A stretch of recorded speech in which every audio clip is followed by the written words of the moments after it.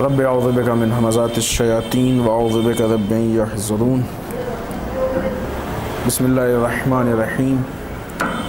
الحمد للہ الذی ہدانا لہذا وما كنا لنہتدی لولا ان ہدانا اللہ لقد جاءت رسل ربنا بالحق والصلاة والسلام علی سید اسلم ما فی الوجود سر اللہ کل موجود نقطۃ دائرۃ الوجود صاحب لواء الحمد والمقام المحمود سید عن المجدد والمصطفى الامجد وابی القاسم محمد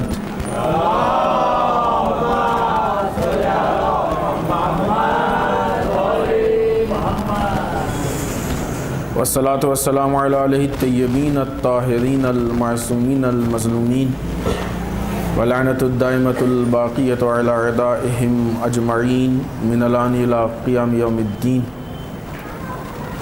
اما بعد فقد قال حسین بن علی علیہم الصلاۃ والسلام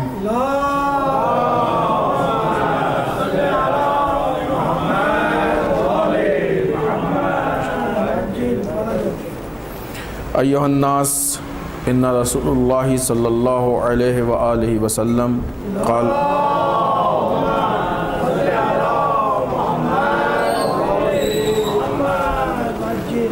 قال من رأى سلطانا جائرا مستحلا لحرم اللہ ناقصا لعہد اللہ مخالفا لسنت رسول اللہ یعمل فی العباد بالاثم والعدوان فیعلم فلم یغیر علیہ بفعل ولا قول کان حقا علی اللہ ان یدخلہ مدخلہ۔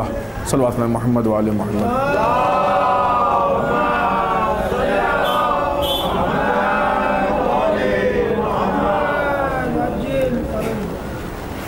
سرکار سید الشہداء اپنے جد اور نانا کا یہ قول نقل کرتے ہیں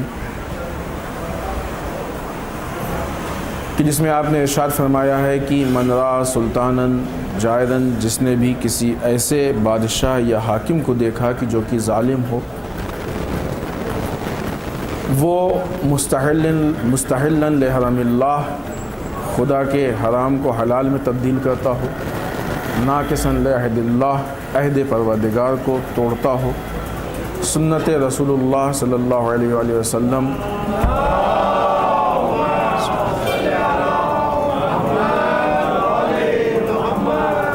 کی مخالفت کرتا ہو، اور لوگوں کے درمیان ظلم اور گناہ سے کام لیتا ہو، اگر یہ دیکھنے والا اپنے قول یا فعل کے ذریعے اس پہ اعتراض نہ کرے، کچھ نہ بولے، کچھ اس کی مخالفت نہ کرے، تو آپ فرماتے ہیں کہ خداوند متعال کو حق حاصل ہے کہ جہنم میں جس مقام پہ اس ظالم بادشاہ کو بھیجے گا، اسی جگہ پہ اس چپ رہنے والے کو بھی بھیجے گا۔ جہنم میں دونوں کا ٹھکانہ ایک، ظالم کا جو ٹھکانہ ہے وہی ظلم پہ چپ رہنے والے کا بھی ٹھکانہ ہے۔ اسی چیز کو امام سجاد علیہ السلام نے بھی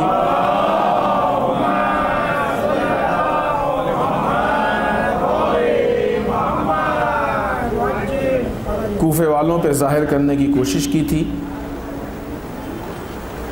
کہ اگر تم رو رہے ہو تو ہمارے باپ کا قاتل کون ہے؟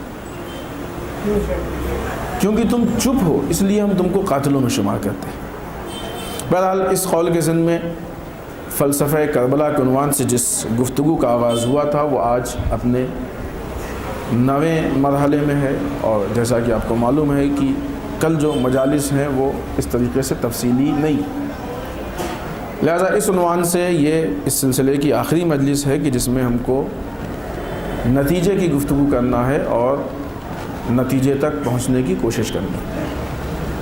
فلسفہ کربلا کے عنوان سے ہم نے اپنے آغاز میں ان چیزوں کو روشن کرنے کی کوشش کی کہ فلسفے کی ضرورت کیا ہے، کیوں ہم کو فلسفہ سیکھنا ہے، فلسفہ کربلا جاننے کی ضرورت کیا ہے، اس کا فائدہ کیا ہے، کیونکہ فلسفہ کربلا جب جانیں گے تو ہم کو فلسفہ عزاداری معلوم ہے۔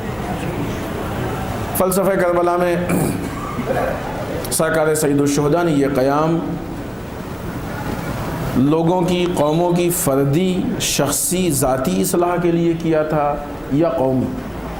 اہم یہ تھا کہ قومی اصلاح، کیونکہ جتنے اقوال ہیں وہ قومی اصلاح کی طرف ہیں، لہٰذا مجلسوں کو بھی قومی اصلاح کی کوشش کرنی چاہیے۔ ذاتی اصلاح کیا، ذاتی فائدہ بھی نہیں، ہاں قومی کے ذمے میں ذاتی ہوگا، عمومی کے ذمے میں خصوصی ہوگا۔ اس سلسلے میں ہم نے سرکار سید الشہداء کے اقوال سے 3 طرح کے مسائل اور مشکلات آپ کی خدمت میں عرض کیے تھے کہ جس کی بنیاد پہ آپ کو قیام کرنے کی ضرورت پڑی، اور جن باتوں کو سرکار سید الشہداء نے اپنے اقوال میں بہت اہم انداز میں بیان کیا۔ پہلی چیز انسان کی سوشل لائف، سماجی زندگی، جس پہ ہم نے آپ کی خدمت میں قول عرض کیا کہ کیا نہیں دیکھتے ہو کہ حق پہ عمل نہیں ہو رہا ہے، باطل سے نہیں روکا جا رہا ہے، پورا قول آخر تک۔ دوسری پرابلم، دوسری مشکل جو قوم اور سماج میں تھی وہ پولیٹیکل لائف، انسان کی سیاسی زندگی جس میں مشکلات تھیں، کہ اس پہ بھی البتہ وہ پہلے والے میں بہت سارے اقوال تھے، ہم نے بعنوان مثال وہ ایک قول پیش کیا، اس دوسرے والے بھی بہت سارے اقوال ہیں۔ ہم نے بعنوان مثال ایک قول پیش کیا جس میں امام نے یہ اعتراض کیا تھا، انا للہ و انا الیہ راجعون وعلی الاسلام السلام اذ قد بلیت امت برائم مثل یزید۔ کلمہ استرجاع پڑھا امام نے اور کہا کہ اس اسلام پہ ہمارا سلام، یعنی مر گیا وہ اسلام، خدا حافظ وہ اسلام کہ جس کا حاکم یزید جیسا چرواہا۔ اس پہ تفصیل سے گفتگو ہوئی، مختصر تفصیل سے۔ تیسری چیز لوگوں کی عبادی زندگی، عبادت کی لائف، اس میں سرکار سید الشہداء کا وہ قول ہم نے نقل کیا جس میں آپ فرماتے ہیں، انی احب الصلاۃ، ہم کو نماز پسند ہے، و تلاوت کتابیں، اور قرآن مجید کی تلاوت پسند ہے، و کثرت دعائیں، اور کثرت سے دعائیں پسند ہیں۔ ان 3 چیزوں کے نتیجے میں پھر ہماری مجالس میں کن چیزوں کو ہونا چاہیے؟ ظاہر سی بات ہے کہ جس چیز کے لیے امام حسین نے قیام کیا ہے اس کو مجلس میں ہونا چاہیے، نہ یہ کہ ہماری پسند ہو۔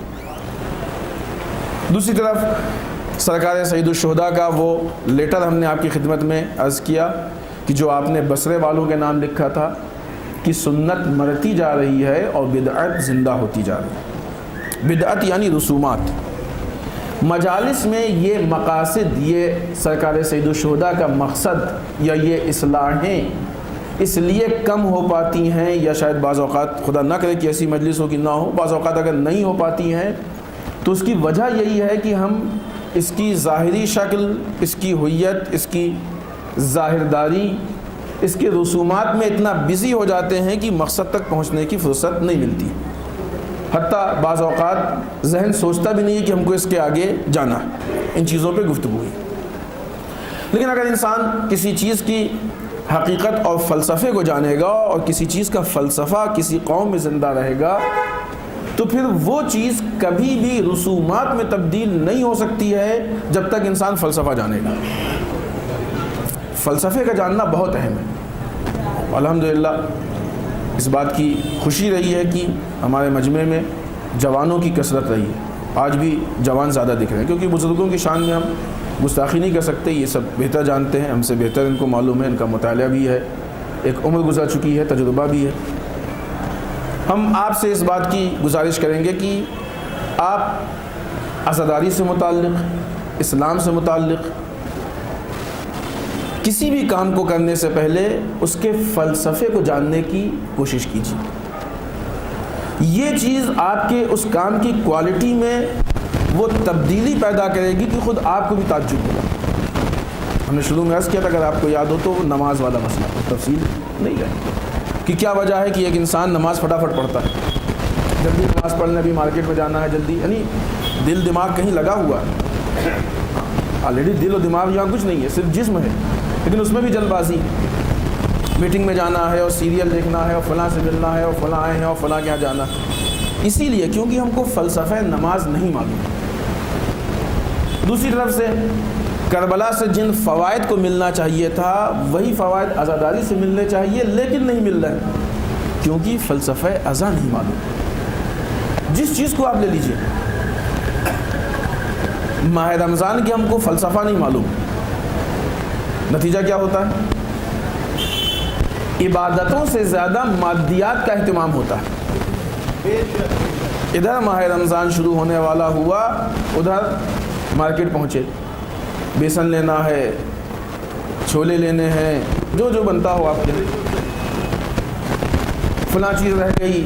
ایک آدھ ہفتے تو 10 دن اس میں نکل جاتا ہے. پھر اس کے بعد اگلی فکر آ جاتی ہے کہ کپڑے لینے ہی.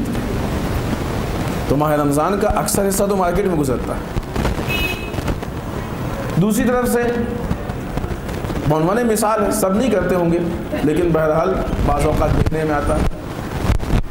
چونکہ فلسفہ صرف آپ کو بتانا چاہتے ہیں، باور کرانا چاہتے ہیں کہ فلسفہ نہ ہونے سے کتنا بڑا فرق ہو جاتا ہے. دوسری طرف سے ماہ رمضان میں جب ہم کھانے پہ آتے ہیں تو ایک بار افطار کھاتے ہیں، پھر رات میں کھانا کھاتے ہیں اور صبح سحری کھاتے ہیں. اگر اس بیچ کچھ اور نہ کھایا تو، ورنہ ماہ رمضان کی رونق ہی کھانا سمجھی جاتی ہے. لوگ بتاتے ہیں کہ ہمارے یہاں آئیے بڑی رونق ہوتی ہے، پوری پوری رات لوگ جاگا کرتے ہیں، بازار کھلی رہتی. بازار کی رونق سے اور ماہ رمضان کی رونق سے کون سا ربط ہے؟ یہ ہماری نہیں سمجھ میں آیا ابھی تک. اسلام کی روشنی، بازار کی رونق تو بہت ساری چیزوں میں بھی ہوتی ہے. یعنی ہم کو یہ نہیں معلوم ہے کہ ہم کو صبح سے شام تک بھوکے رہنا ہے یا شام سے صبح تک کھاتے رہنا. ماہ رمضان کیا چاہتا ہے ہم سے؟ وہ تفصیلی چیزیں ہیں کہ جن پہ ہم کی اصل کیا ہے، لیکن ہمیں فلسفہ نہیں معلوم ماہ رمضان میں. اصل خود ماہ رمضان کی عظمتیں کس بنیاد پر؟ یہ ٹاپک ہے، بہت اہم ٹاپک ہے کہ جس پہ گفتگو ہونی چاہیے. یقیناً ہوئی ہوگی، آپ کے یہاں علماء آتے رہتے ہیں اور گفتگو ہوتی رہتی ہے. تو یہ مشکل کیوں ہے؟ اچھا، اس کا نتیجہ کیا ہے مشکل کا؟ خداوند متعال کیا کہتا ہے کہ تم پہ روزہ واجب کر دیا گیا ہے تاکہ شاید تم متقی ہو جاؤ. نتیجہ کیا ہے روزے کا؟ متقی. آپ انصاف سے بتائیے کہ جو آدمی عید کے دن پکچر ہال میں بیٹھا ہے وہ 30 دن کے روزے سے کیا حاصل کیا؟ اس نے متقی ہوا. یہ نتیجہ ہے روزے کا. جب بغیر فلسفے کا روزہ ہوگا تو انسان جان چھڑانے کی سوچے گا. عید کی 2 طرح کی خوشیاں ہوتی ہیں. ایک خوشی وہ ہوتی ہے کہ ماہ رمضان ختم ہوا، اور ایک خوشی ہوتی ہے کہ الحمدللہ ہمارے اندر تبدیلی ہوئی. اب وہ پورا ایک الگ ہے. عید کا فلسفہ ہے، ماہ رمضان کا، روزے کا. ہم صرف اشارہ کر رہے ہیں اس بات کو، یعنی وہ اصل بات نہیں ہماری، وہ مثال ہے. یہ اصل بات نہیں، کیونکہ ابھی اس وادی میں جائیں گے تو بہت لمبی گفتگو ہے اور ظاہر سی بات آخری مجلس اس کو چھیڑنا بھی مناسب نہیں.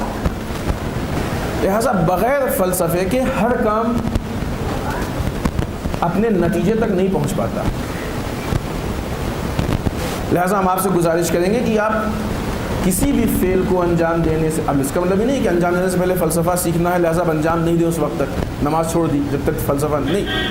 پڑھتے رہیں لیکن کوشش کریں کہ اس فلسفے کو جاننے کی کوشش کریں. جتنا فلسفہ جانتے جائیں گے آپ، مثلا اگر آج آپ کو رکوع کا فلسفہ معلوم ہو گیا تو اب اس کے بعد آپ کو دیکھیے کہ رکوع میں کتنا مزہ آئے گا. ایک بامقصد رکوع ہو جائے گا، ذہن نہیں جائے گا ادھر ادھر. اگر آج آپ کو سجدے کا فلسفہ معلوم ہو گیا تو آپ کا سجدہ، اس کی کوالٹی میں بہت فرق پڑ جائے گا. سجدہ کرنے والے، ہر سجدہ کرنے والے کا سجدہ ایک جیسا نہیں ہوتا. سجدے اور سجدے میں فرق ہوتا ہے، اور وہ فرق صرف انسان کے علم اور معرفت کی بنیاد پہ ہوتا ہے. لہذا سجدے میں فرق ہو جائے گا، مزہ آئے گا سجدے میں، دل لگے گا سجدے میں. پھر سجدے میں رہ کے دل اور دماغ کہیں اور نہیں جائے گا. لہذا جیسے جیسے ہم فلسفہ جانتے جائیں گے ویسے ویسے عبادتوں میں فرق آتا جائے گا. پھر عبادتوں کے فرق کے نتیجے میں عبادتوں کا نتیجہ حاصل ہوگا. میں وہ آیت پیش کی تھی، نماز انسان کو فحشاء و منکر سے بچاتی، پھر یہ نماز انسان کو فحشاء و منکر سے بچائے، یعنی برائیوں سے بچائے. لہذا یہ فلسفہ. اس سلسلے میں ہماری گفتگو کل اس مقام تک پہنچی تھی کہ یہ مجلس وہ ہے کہ جو انقلاب کربلا کی یادگار مرکز ہے اس انقلاب کربلا. لہٰذا مجلس کا نتیجہ بھی وہی ہونا چاہیے جو انقلاب کربلا کا تھا۔ اگر انقلاب کربلا سے لوگوں کے اندر وہ تحریک آئی تھی کہ جس تحریک نے ہمارے دلوں میں دین کی محبت پیدا کر دی تھی، کہ جس کے نتیجے میں ہم دین کے دفاع کے لیے کھڑے ہو گئے تھے، تو آج ان مجلسوں کے نتیجے میں بھی ہمارے دلوں میں وہ محبت پیدا ہونی چاہیے دین سے، کہ جب بھی کہیں بھی کبھی بھی کسی اعتبار سے دین پہ حملہ ہو تو ہم دین کے دفاع کے لیے کھڑے ہو جائیں۔ در واقع مجلس وہ مرکز ہے کہ جہاں پہ دین کا دفاع ہو، جہاں پہ دین کا دفاع ہو۔ اور یہ ساری گفتگو کو اس قول کی روشنی میں دیکھیں کہ جو سرکار سید الشہداء نے نقل کیا۔ خود یہ قول بہت، اگرچہ امام کا قول ہے، اس کی اہمیت کے لیے اتنا ہی کافی ہے، کیونکہ امام کا کوئی بھی کلام غیر اہم نہیں ہوتا۔ امام نے یوں ہی کہ ایسا کچھ نہیں، یوں امام کچھ نہیں کہتے، امام ہر چیز مصلحتاً کہتے ہیں، اس کے فلسفے کے تحت کہتے ہیں، اس کے ریزن کے تحت کہتے ہیں، مقصد ہوتا ہے، اس کا نتیجہ چاہیے ہوتا ہے، اس لیے کہتے ہیں۔ لہٰذا اگر صرف امام نے کہہ دیا ہوتا تب بھی اس کی ویلیو کوئی کمی نہیں تھی۔ لیکن آپ دیکھیں امام کیا کہتے ہیں، امام کہتے ہیں کہ رسول اللہ صلی اللہ علیہ وآلہ وسلم فرماتے ہیں،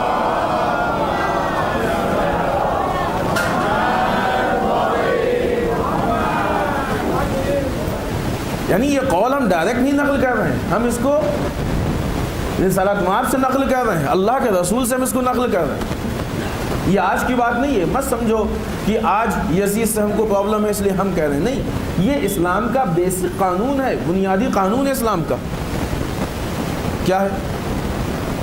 من را سلطانا جائرا، جو بھی کسی بھی ایسے سلطان اور حاکم کو دیکھے۔ بیچ میں بات آئی، سلطان سلطنت کا مالک، سلطان کا مطلب صرف بادشاہ نہیں ہوتا، جس کے پاس بھی جو بھی سلطنت ہو، جتنی بڑی سلطنت ہو، کسی کی سلطنت اپنے گھر کی سلطنت ہوتی ہے، کسی کی محلے کی سلطنت ہوتی ہے، کسی کی شہر کی ہوتی ہے، کسی کی انجمن کی ہوتی ہے، کسی کی ادارے کی ہوتی ہے، کسی کی مسجد کی ہوتی ہے، سب سلطنت ہے۔ جس نے بھی کسی ایسے سلطان کو دیکھا کہ جو جائر ہے، یعنی ظالم، کیا کرتا ہے؟ شریعت میں تبدیلی کر رہا ہے، حرام و حلال میں تبدیلی کر رہا ہے، ظالم ہے ایک سے، شریعت میں تبدیلی کر رہا ہے دو سے، ناقصاً لعہد اللہ، عہد پروردگار کو توڑ رہا ہے، خدا سے جو ایگریمنٹ کیا۔ ہر مسلمان جب وہ کہتا ہے لا الہ الا اللہ تو یہ اس کے اور خدا کے بیچ میں ایگریمنٹ ہے۔ خدا اس وقت بھی کہا تھا یہ لا الہ الا اللہ بہت تفصیلی چیز ہے، یہاں پہ ہم کچھ جملے پیش کریں گے۔ جب ہم توحید پروردگار کو پہچانیں گے، توحید کے مرحلوں کو پہچانیں گے، تو ہمیں سمجھ میں آئے گا کہ لا الہ کیا چیز ہے۔ لا الہ ایک بہت عظیم جملے کا نام ہے، نہیں ہے کوئی معبود سوائے اللہ کے، نہیں ہے کوئی لائق عبادت۔ یہ لا الہ زیادہ مشکل پیدا کرتا ہے ہمارے لیے بنسبت الا اللہ کے۔ عبادت کسے کہتے ہیں؟ اپنے آپ کو کسی کے حوالے کر دینا۔ عبادت شکل نماز کا صرف نام نہیں، اگرچہ نماز بھی بعض اوقات دوسروں کے لیے ہو جاتی ہے۔ اگر انسان یہ سوچ لے کہ ہماری نماز دیکھ کے کوئی ہم کو نمازی کہے تو یہ نماز بھی اسی کے لیے۔ اگر کسی عبادت کو اس لیے مجلس اگر اللہ کے لیے، امام حسین کے لیے کہیں تو وہ اچھا گا، اس لیے کریں کہ شہرت ہو جائے، اس لیے کریں کہ ہمارا نام و نمود ہو جائے، تو یہ اسی کے لیے۔ پھر امام حسین اس کو ایکسیپٹ نہیں کریں گے، خدا اس کو ایکسیپٹ نہیں کرے گا، پھر اسی کے لیے وہی اس کو لے کے اسی کے جاؤ، ہم کو نہیں چاہیے۔ لہٰذا یہ تو ہوتی ہے، لیکن نہیں، عبادت شکل عبادت نہیں ہے، نماز اور روزے کا نام عبادت نہیں ہے۔ عبادت کسی کے حکم کو فالو کرنا ہے، کسی کے حکم کو، چونکہ خدا نے حکم نماز دیا ہے لہذا خدا کی عبادت نماز ہے، خدا نے روزے کا حکم دیا ہے اس لیے خدا کی عبادت روزہ ہے، تو جو خدا نے حکم دیا وہ خدا کی عبادت ہے۔ اب اس کے مقابلے میں اب بعض چیزیں ہیں جہاں پہ خدا نے ہم کو اجازت دی ہے کہ دوسروں کی باتیں مانیں اور کہا بھی ہے، لیکن اس کے مقابلے میں، خدا کے مقابلے میں جب ہم کسی کی بات ماننے لگتے ہیں تو یہ وہ چیز ہے کہ جو پھر لا الہ کو جھوٹا قرار دیتی ہے۔ اب یہاں پہ لا الہ جھوٹ ہو جاتا ہے۔ لا الہ یعنی پالنے والے تیرے مقابلے میں کسی کی نہیں سنیں گے، لا الہ کسی کے آگے سر نہیں جھکائیں گے، لا الہ کسی سے نہیں مانگیں گے، لا الہ کسی کی عبادت نہیں کریں گے، لا الہ کسی کے قانون اور شریعت کو ایکسیپٹ نہیں کریں گے۔ یہ مراحل ہیں توحید کے، تفصیل ہے پوری۔ توحید کا درس ہونا چاہیے ہمارے درمیان تاکہ ہم خود اپنے کلمے کو پہچان سکیں۔ باپ دادا کا دیا ہوا کلمہ اور ہے اور پہچانا ہوا کلمہ اور۔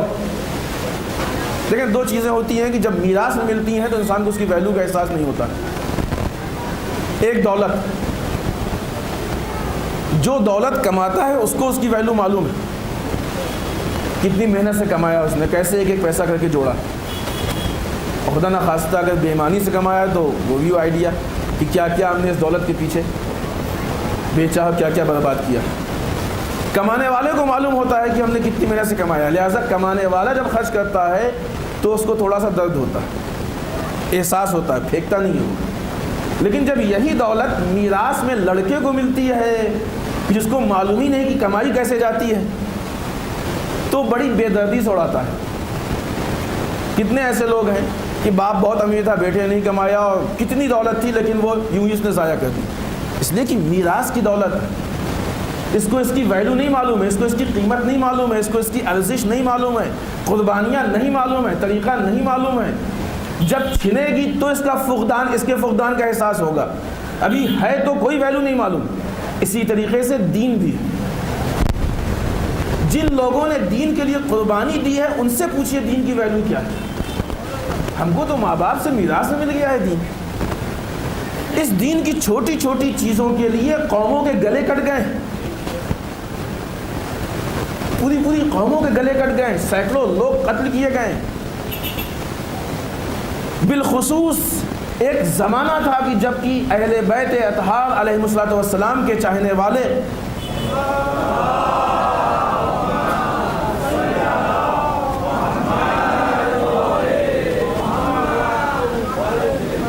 قتل کیے جاتے تھے، ان میں بھی بالخصوص سادات دیواروں میں چنے گئے، دیواروں میں چنے گئے۔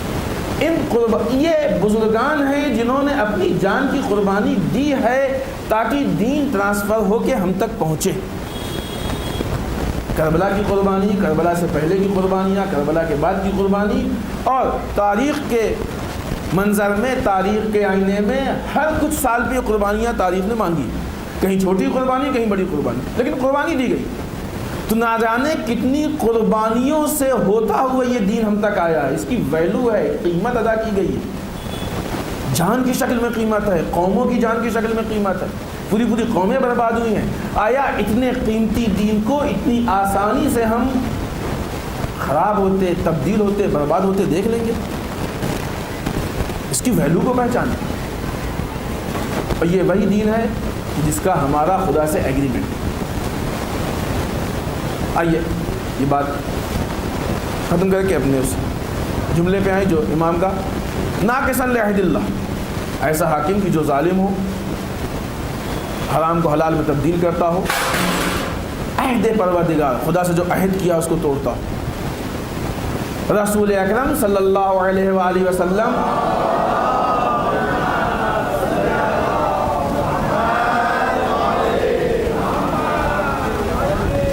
کو تبدیل کرتا ہو۔ سنت دو معنوں میں استعمال ہوتا ہے۔ سنت ایک خود جو شریعت کی سنت ہے جسے مستحب کہتے ہیں، اس معنی میں استعمال ہوتا ہے۔ سنت ایک روش یا جو چیز مخصوص ہے ان سے اس معنی میں استعمال ہوتا ہے، جیسے کہتے ہیں یہ زمانے جاہلیت کی سنت ہے، یہ فلاں کی سنت ہے، یہ فلاں ملک کی سنت ہے، یہ فلاں زمانے کی سنت ہے۔ سنت رسول کو تبدیل کیا، اس کا مطلب نہیں کہ مثلا واجبات کو تبدیل کر دے کوئی بات نہیں، صرف سنت تبدیل نہیں، رسول کی جو روش ہے، جو رسول دینا چاہتے ہیں، جو دین ہے، جو خدا ہم تک پہنچانا چاہتا ہے، اس کو تبدیل کرتا ہوں۔ اس کے ساتھ ساتھ لوگوں کے درمیان ظلم اور گناہ سے کام کرتا ہوں، یعنی گناہ لوگوں میں عام ہو رہا ہے، ظلم لوگوں میں عام ہو رہا ہے۔ اگر یہ مسائل و مشکلات دیکھیں، اب دیکھیں یہ نتیجہ ہے، اور کربلا اس نتیجے کی، یہ در واقع فلسفہ ہے کربلا کا،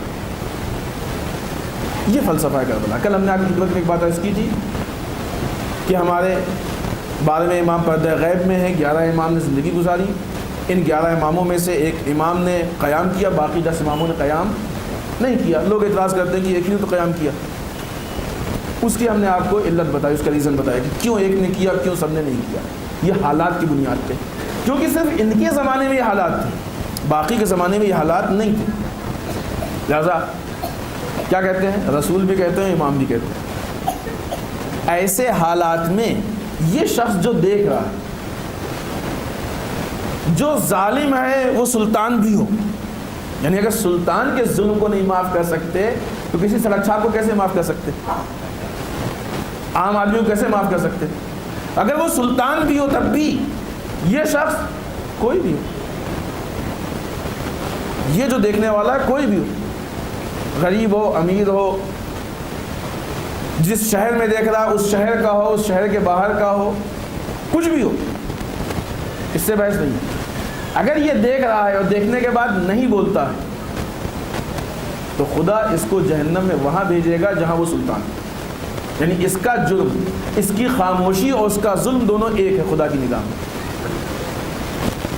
یہ خدا کا فیصلہ ہے جس کو رسول نے بھی بیان کیا ہے، امام نے بھی بیان کیا۔ یعنی معلوم یہ ہوا کہ اسی بنیاد پہ جب اس فلسفے پہ کربلا کا قیام ہوا تو یعنی ہر ظلم اور دین کی مخالفت کے مقابلے میں آواز اٹھانا درس کربلا۔ پھر مجلسیں کیا ہیں؟ وہ مرکز ہیں کہ جہاں ظلم کے خلاف آواز اٹھائی جائے، وہ مرکز ہیں کہ جہاں ان کے خلاف آواز اٹھائی جائے جو حرام کو حلال میں تبدیل کر رہے ہیں، یہ وہ جگہ ہے کہ جہاں ان کے خلاف آواز اٹھائی جائے جو سنت رسول کو تبدیل کر رہے ہیں، ان کے خلاف آواز اٹھائی جائے جو گناہ اور ظلم سے کام لے رہے ہیں۔ اگر یہ چیزیں شامل ہیں تو مجلس کے فلسفے میں کربلا کا فلسفہ شامل ہے، پھر یہ مجلس کربلا کی مجلس ہے۔ ورنہ تو ہمارے یہاں بہت ساری مجلسیں ہوتی ہیں، نام و نمود کے لیے مجلسیں ہوتی ہیں، شوبازی کے لیے ہوتی ہیں، دوسرے کو اپنے آپ کو بڑا دکھانے کے لیے ہوتی ہیں، وہ مجلس کربلا کی مجلس نہیں ہوئی۔ مال کے اظہار کی ہو سکتی ہے، پارٹی بازی کی مجلسیں ہوتی ہیں، ہماری پارٹی کی، ان کی پارٹی کی، محلے بازی کی مجلسیں ہوتی ہیں، جتنے بھی لگا لیں، انجمن بازی کی مجلسیں ہوتی ہیں۔ آیا یہ مجلسیں ان چیزوں سے الگ ہیں، یا بعض اوقات خود یہ چیز جس سے روکا جا رہا ہے یہ مجلسوں میں شامل ہو رہی ہیں؟ اب ان مجلسوں میں کس طریقے سے ہم یہ مان سکتے ہیں کہ یہ فلسفہ کربلا شامل ہے؟ اب یہ جو ساری بات ہمارے سامنے آئی، پورا خاکہ آیا کہ ہمیں یہ کرنا، یعنی کیا مطلب؟ یعنی مجلس وہ ہے کہ جہاں پہ ہر غلط کے خلاف آواز اٹھائی جائے، اور اس لیے کہا جاتا ہے کہ مجلس آج در واقع احتجاج ہے ایک طرح کا، ظلم کے خلاف احتجاج ہے، بے دینی کے خلاف احتجاج ہے، یعنی آواز، مخالفت میں آواز اٹھانا۔ اب اگر ان ساری چیزوں کو آپ جمع کیجئے جو گفتگو ہوئی ہے 8 دنوں میں، کہ ہم کو لوگوں کی سیاسی زندگی کو بہتر بنانا ہے، لوگوں کی سماجی زندگی کو بہتر بنانا ہے، لوگوں کی عبادی زندگی کو بہتر بنانا ہے، اوورال کل ملا کے لوگوں کی جو زندگی، جو ان کا لائف اسٹینڈرڈ ہے، ان کو اوپر لے کے جانا ہے۔ کیسے اوپر جائے گا یہ؟ یہاں پہ اہل بیت کی نظر میں اور ہماری نظر میں فرق ہے، نعوذ باللہ، یہ نظر ٹکراتی ہے۔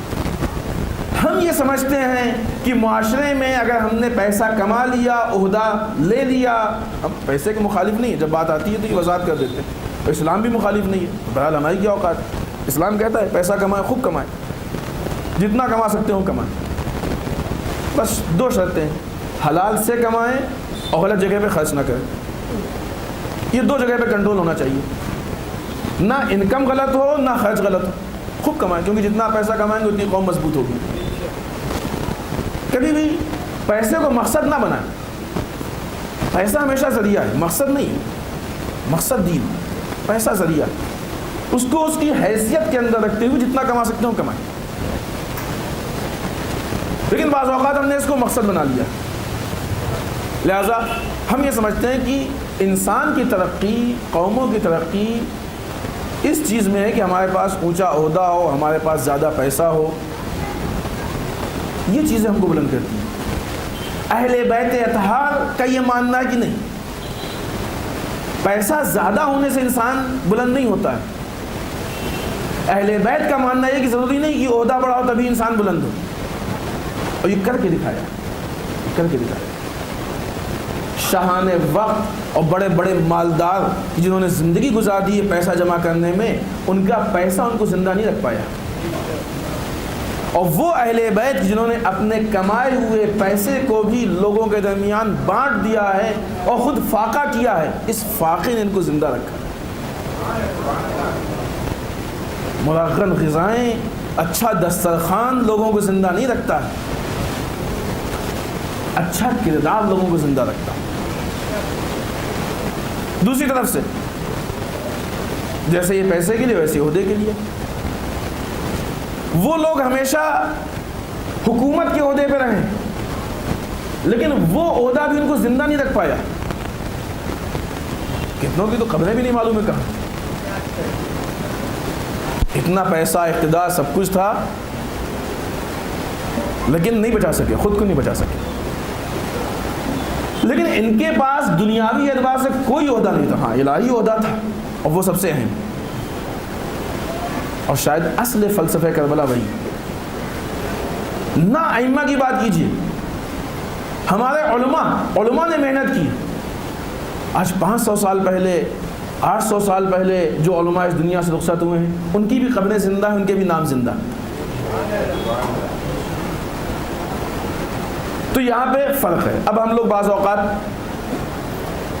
اس مادیات کو، اس مالداری کو، عہدیداری کو سمجھتے ہیں کہ یہ انسان کو ترقی پہنچائے گی۔ نہیں، اہل بیت کہتے ہیں یہ چیز ترقی نہیں کرے گی، انسان کو ترقی تک پہنچانے والی چیز یہ نہیں، بلکہ وہ باتیں کہ جو قوموں کو پروان چڑھاتی ہیں، وہ باتیں کہ جو کردار کو بلند کرتی ہیں، وہ باتیں کہ جو انسانیت کو بلند کرتی ہیں، وہ تمہارے کمال کی چیزیں۔ لہذا یہ ساری چیزیں کہ ہمارا پولیٹیکل نظام کیسا ہونا چاہیے، سیاسی نظام، ہمارا سماجی نظام کیسا ہونا چاہیے، ہماری عبادتیں کیسی ہونی چاہیے، دینداری صرف عبادت کا نام نہیں ہے، دینداری رزق حلال کے کمانے کا نام ہے، ہمسائے کی فکر کا نام ہے، پڑوسی کسی بھی مذہب کا کیوں نہ ہو، یہ دینداری ہے کہ آپ اس کی حالات کے بارے میں جانیں اور اس کی ہیلپ کریں، دینداری ہے، دین سے الگ نہیں ہے۔ دینداری روڈ پہ اچھا اخلاق پیش کرنے کا نام ہے، دینداری غیروں سے اچھا برتاؤ کرنے کا نام ہے۔ یہ خناس نعرے نے کہاں ہمارے ذہن میں ڈال دیا گیا ہے کہ دینداری یعنی نماز صرف، دینداری یعنی صرف دعائیں، دینداری یعنی صرف قرآن۔ غلط۔ 24 گھنٹے انسان کو دینداری کرنی، ہر جگہ دینداری کرنی۔ میدان کربلا میں سرکار سید الشہداء جس دینداری کو بچانے آئے تھے، یہ رسومات کی دینداری نہیں تھی کہ جن میں لوگوں کو نماز اور روزے میں مشغول کر دیا گیا تھا یا ان کو کہا جائے کہ کام پہ لگا دیا گیا تھا، نہیں، در واقع امام حسین اس دینداری کے مقابلے میں آئے تھے۔ میدان کربلا میں سرکار سید الشہداء اس دینداری کے لیے آئے تھے کہ جو انسان کی پوری زندگی کو اپنے کنٹرول میں رکھتی۔ جھگڑا اسی کا تھا، جھگڑا اس کا تھا۔ 2 جملے آپ کی خدمت میں عرض کریں۔ جس انسان کو آپ کے اوپر حکومت کرنے کا حق ہو اسے حاکم کہا جاتا ہے،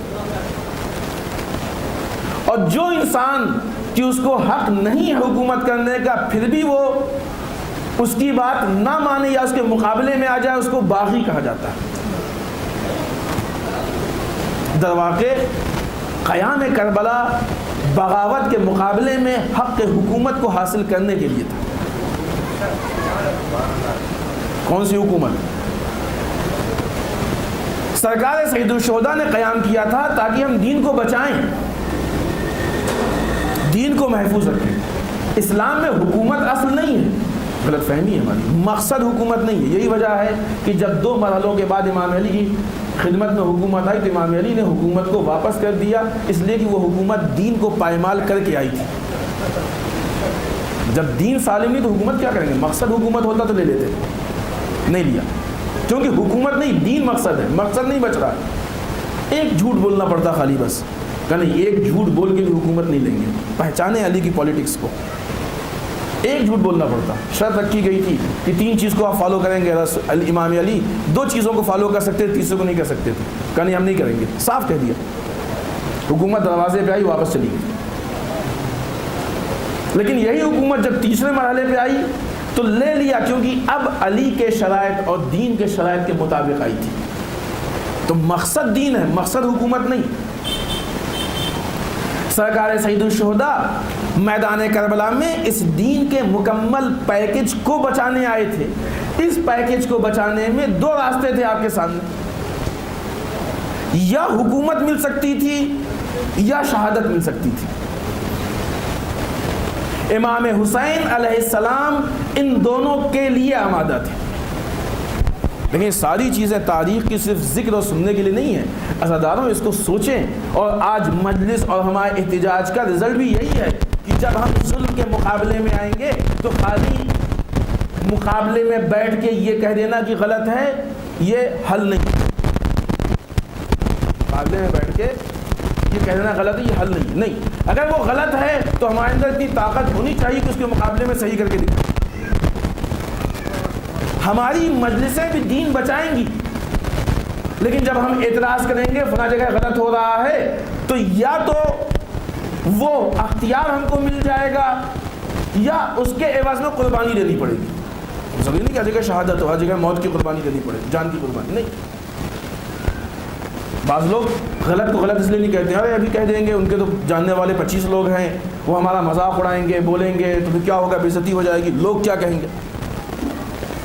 یہ چیز امام حسین نے نہیں سوچی تھی، جناب زینب نہیں سوچی تھی کہ بغیر چادر کے ہم کربلا سے کوفہ اور شام جائیں گے، لوگ کیا کہیں گے۔ کل کو ہم اسی کوفے میں خلیفہ وقت کی بیٹی تھے، لوگ ہم سے خواتین پڑھنے آتی تھیں، ہمارا ایک احترام تھا، رسپیکٹ تھی۔ آج اسی کوفے میں ہم بغیر چادر کے جائیں گے، لوگ کیا کہیں گے۔ سوچا جناب زینب نے؟ نہیں سوچا، بلکہ قربانی دی۔ یہ سوچنا، یہ انسان کی بزدلی، اور صحیح کام کے لیے قربانی دینا یہ انسان کی شجاعت ہے۔ مجلسیں انسان کے اندر شجاعت پیدا کرتی ہیں، بزدلی نہیں پیدا کرتی، اس لیے کہ مجلسیں انسان کو ذمہ داری کا احساس دلایا کرتی ہیں۔ کل ایک جملہ ہم نے عرض کیا تھا کہ بعض اوقات ہم لوگ اپنی خواہشات کو پوری کرنے کے لیے ذمہ داری بھول جاتے ہیں۔ یہ یوں کہا جائے کہ ذمہ داری کو خواہشات پر قربان کریں، مجلسوں سے نام ہو، یہ ملے وہ ملے، یہ ہماری خواہش ہے۔ مجلسوں کے ذریعے حق پھیلے، تبلیغ ہو، لوگوں تک میسج پہنچے، یہ ذمہ داری۔ خواہش پوری کرنے کے لیے ذمہ داری قربان کریں، دوسروں کیا کہیں، خود اپنے کو مثال دیں۔ خواہش بالفرض، خدا نہ کرے کہ ایسی خواہش ہو، بالفرض یہ خواہش ہو کہ لوگ کہیں بہت اچھی مجلس تھی، خوب واہ واہ، خوب، یہ خواہش۔ اب معلوم ہے کہ ابھی یہاں نماز روزے کی بات کریں گے تو بات ڈرائی ہو جائے گی، لوگ باہر نکل کے بڑی ڈرائی مجلس تھی، تو یہ تو ہماری خواہش کے اگینسٹ جائے گا نا۔ لہٰذا خواہش پوری کرنے کے لیے ان باتوں سے بچیں گے۔ پھر وہ پروڈکٹ آئے گا جو پبلک ڈیمانڈ ہے۔ مجلس وہ ہے ہی نہیں جو پبلک ڈیمانڈ پہ، پبلک ڈیمانڈ پہ آن ڈیمانڈ دکانداری ہوا کرتی ہے، دینداری نہیں ہوتی، کیونکہ یہ خواہش ہے۔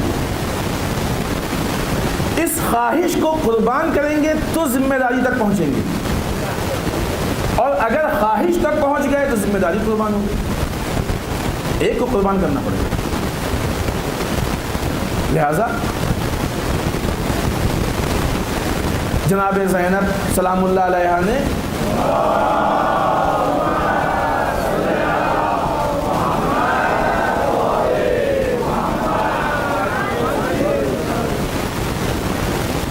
یہ نہیں دیکھا کہ لوگ کیا کہیں گے۔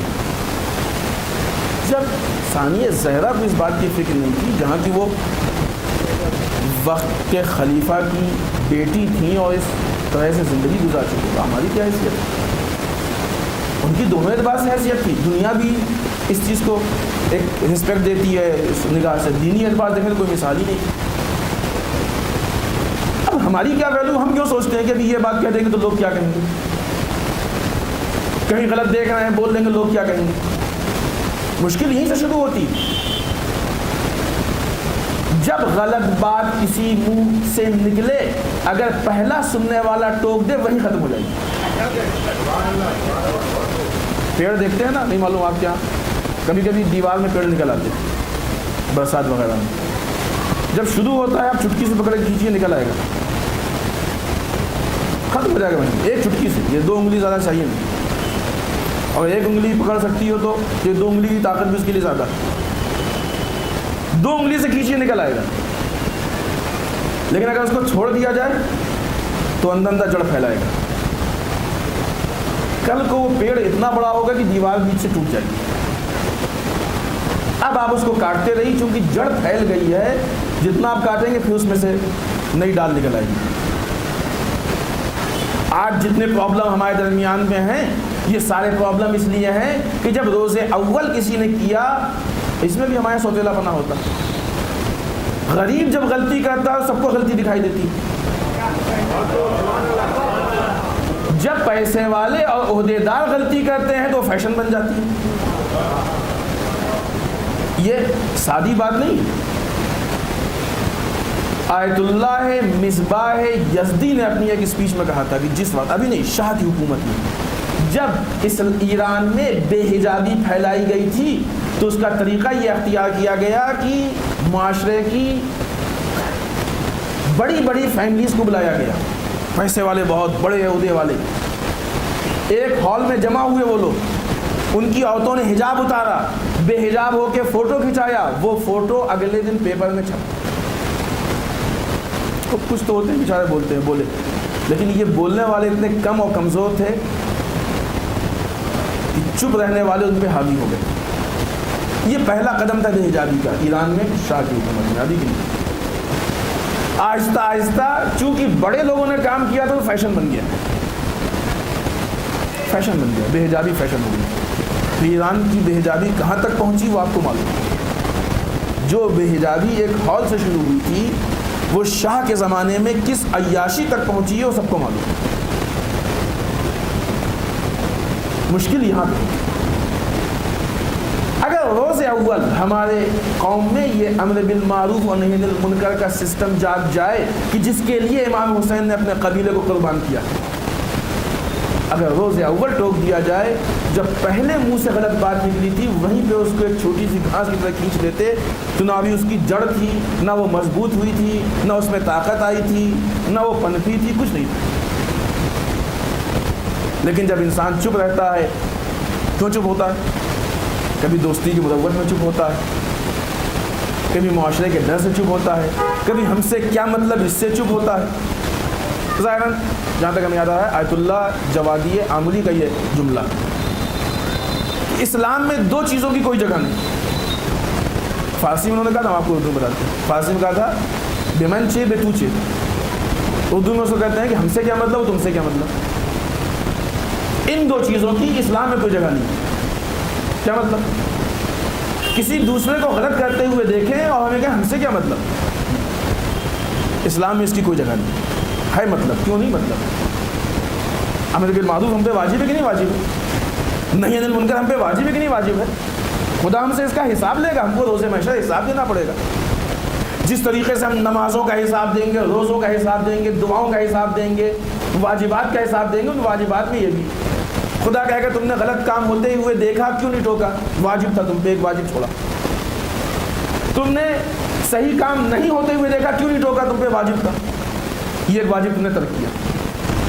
لہذا بمن چے یعنی ہم سے کیا مطلب, بتو چے. ہم کچھ غلط کر رہے ہیں, کسی نے آگے کہا یہ کیا کر رہے ہیں آپ, تم سے کیا مطلب. اسلام میں اس کی کوئی جگہ نہیں. اسلام میں اس کی کوئی جگہ نہیں. پریکٹیکل لائف میں کیا اثر پڑتا ہے؟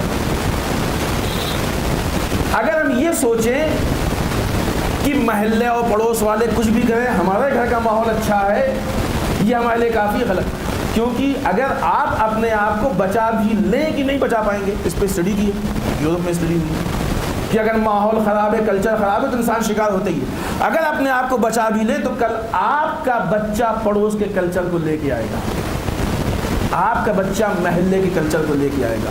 اگر 10 سال پہلے امر بالمعروف نہی عن المنکر کیے ہوتے تو آج 10 سال بعد اپنے بچے کی بے تربیتی کی شکایت نہیں کرنی پڑتی۔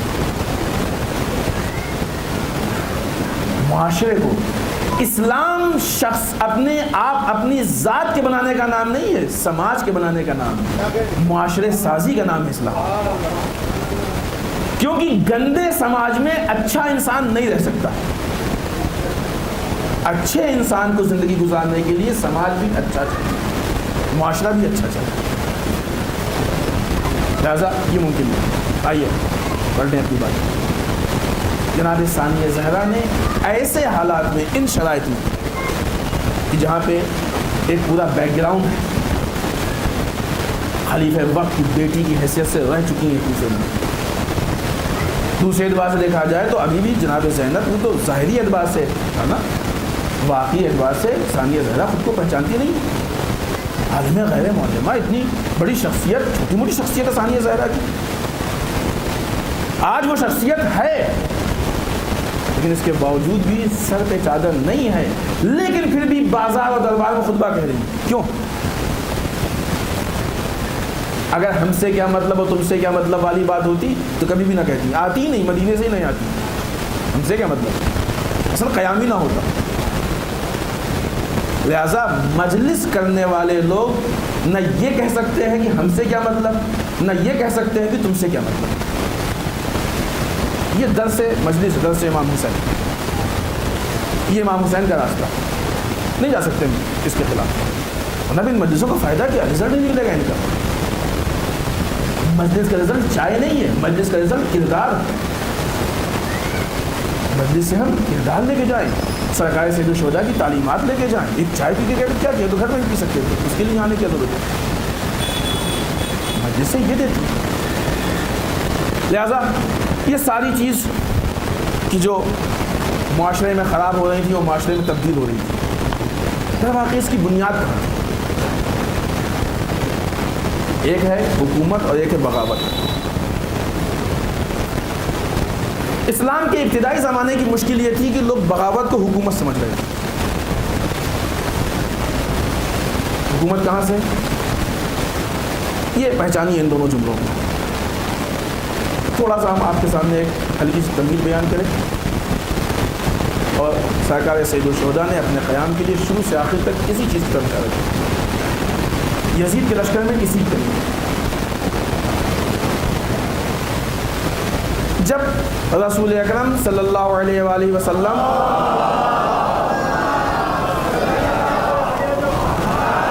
واپس آگے بھی کچھ جگہ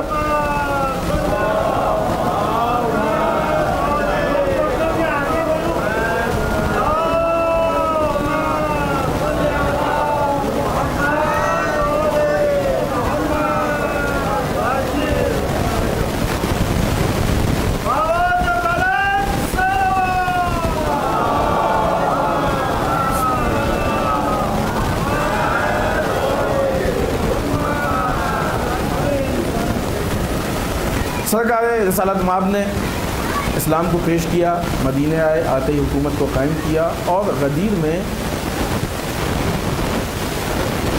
امام علی کے حوالے دین اور حکومت دونوں تھے، اور یہ کہنے کی چیز ہے ورنہ یہ الگ چیز نہیں۔ رسول کے اعتبار سے حاکم کون؟ اس کو بنائے امام علی، جو مقابلے میں آئے اس طرح سے بغاوت۔ اب آئیے دوسرے اینگل سے دیکھیے، رسول نے جو اقوال پیش کیے ہیں یہ اقوال وہ ہیں کہ جو ابھی بھی ان کے اندر یہ تاثیر ہے کہ حق اور باطل کو واضح کر سکتے، بول رہے ہیں، ابھی بھی ان میں زبان ہے۔ رسول کی وفات ہوتے ہی وہ ایک دم سے بھی سائلنٹ نہیں ہوئے، بلکہ ان کے درمیان ان کے اندر میسج ہے۔ لوگوں نے کوشش یہ کی کہ مسلمان قرآن تو پڑھتا رہے لیکن قول رسول نہ سننے پائے. یہ پوری سازش ہے. اب یہاں پہ ہم اس نظام ہدایت کو دو حصوں میں تقسیم کریں گے. ہے نہیں ایسا ہے، صرف سمجھنے کے لیے. قرآن وہ چیز ہے، ہم کہتے بھی ہیں قرآن صامت، جو سائلنٹ ہے، خاموش ہے. اس کے مقابلے میں جو رسول تھے وہ ایک بولنے والی شخصیت ہے. فرق کیا ہوتا ہے دونوں میں، سائلنٹ اور بولنے والے؟ سائلنٹ وہ ہوتا ہے کہ اس کے خلاف بولیں تو چپ رہتا ہے، اس کے سامنے غلط کریں چپ رہتا ہے، اس کے مقابلے میں آ جائیں چپ رہتا ہے، مس یوز کریں چپ رہتا ہے. آپ کہیے الحمدللہ رب العالمین کا خدا نخواستہ نعوذ باللہ کو کہہ دے کہ ترجمہ یہ ہے کہ ساری برائیاں نعوذ باللہ اللہ کے لیے ہیں، قرآن کہے گا کچھ نہیں کہے گا. اگرچہ قرآن وہ اہم کتاب ہے جس میں پورا سسٹم موجود ہے، نظام موجود ہے. آج جن لوگوں کے پاس پاور ہے وہ قرآن کا پاور ہے. یہ پاور کوئی اور نہیں ہے، صرف قرآن کا پاور ہے. جتنا قرآن پہ عمل کیا اتنا پاور آئے گا، ورنہ افراد کا پاور سب کے پاس ہے. صرف ایک چیز ہے ہمارے پاس جو دنیا میں کسی کے پاس نہیں ہے، وہ قرآن. اور یہی وجہ ہے کہ قرآن پہ جس نے عمل کیا، رکھنے والے کی بات نہیں، ہوا لینے والے اور سر پہ اور گلے کی، جس نے قرآن پہ عمل کیا ہے وہ جہاں پہنچا ہے وہاں دنیا کی بڑی بڑی ٹیکنالوجی نہیں پہنچی ہے. کتنا بھی دعویٰ کیا گیا ہو ڈرون پہ، لیکن قرآن نے اس کو اپنے اتار کے دکھا دیا. یہ پاور قرآن کا ہے. یہ بہت پرانی بات ہے، البتہ بہت زیادہ پرانی بھی نہیں، لیکن کافی دن ہو گئے، مگر اس کے بعد بھی بہت ساری چیزیں سامنے آئی. لیکن ان ساری خصوصیات کے بعد بھی قرآن وہ کتاب ہے کہ جو خاموش ہے. آپ ٹرانسلیشن غلط کیجئے چپ رہے گا، تفسیر غلط بیان کیجئے چپ رہے گا، کبھی بھی دفاع نہیں کرے گا، کبھی بھی احتجاج نہیں کرے گا. نیزے بلند کر دیجئے چپ رہے گا، اہل بیت کے مقابلے میں لے آئیے چپ رہے گا، جلا دیجئے اس کو بھی جلایا نہیں. کچھ کیا قرآن نے احتجاج نہیں، چپ رہا. پھاڑا بھی گیا، یہ بھی توہین کی گئی، وہ بھی سب کچھ کیا، چپ رہا. کیونکہ سامت ہے، اس کے اندر سسٹم موجود ہے. اس کے مقابلے میں رسول کی ذات وہ ہے کہ جو ناطق ہے، بولتی ہی شخصیت. ان کے پاس بھی سسٹم ہے، لیکن یہ قرآن کا سسٹم ہے. ان کو ولایت حاصل ہے، ان کو ولایت حاصل ہے.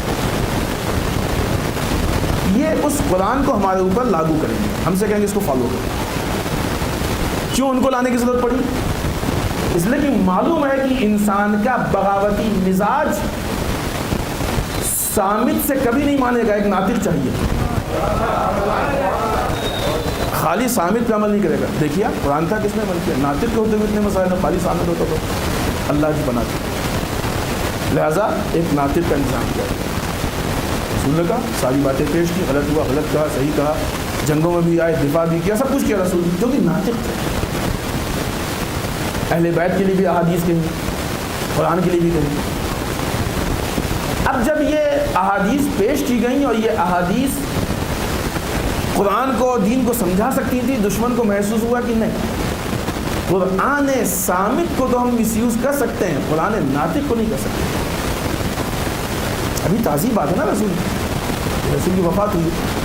ہاں کچھ دنوں کے گزرنے کے بعد پھر یہ مس یوز ہو جاتا ہے، نہیں کر پائے. لہٰذا کیا کیا؟ بین لگایا حدیث رسول پہ. اتنا بڑا کام اتنی آسانی سے نہیں ہوا. تقریباً 100 سال ہم نے اس سے پہلے آپ کی خدمت کی بات عرض کی ہے، اور یہ واقعی غور کی چیز ہے. تقریباً اسلامی حکومت میں 100 سال رسول کی حدیث کو بیان کرنے پہ بین رہا، اور بیان کرنے والے کو سزا نہیں دی. کیوں؟ غور کیجیے اتنا بڑا کام کیوں ہوا، اتنی بڑی باتیں کیوں ہوئی. دشمن کا مزاج کیا ہے؟ اب یہ تو آج جب یہ کیا کہیں چھٹپٹاتے ہیں اور بیوقوف وہ ہوتے ہیں، ان کو کوئی نہیں ملتا ہے تو اپنا غصہ اتارتے ہیں. کیوں؟ وہ بھی ہم بتائیں گے اس کی وجہ، اگر یاد نہیں آخر تک ذہن میں. دشمن کا مزاج کیا ہوتا ہے؟ دشمن صامت کو مس یوز کرنے کی کوشش کرتا ہے، ناطق پہ ظلم کرنے کی کوشش کرتا ہے. اس فرق کو دیکھیں.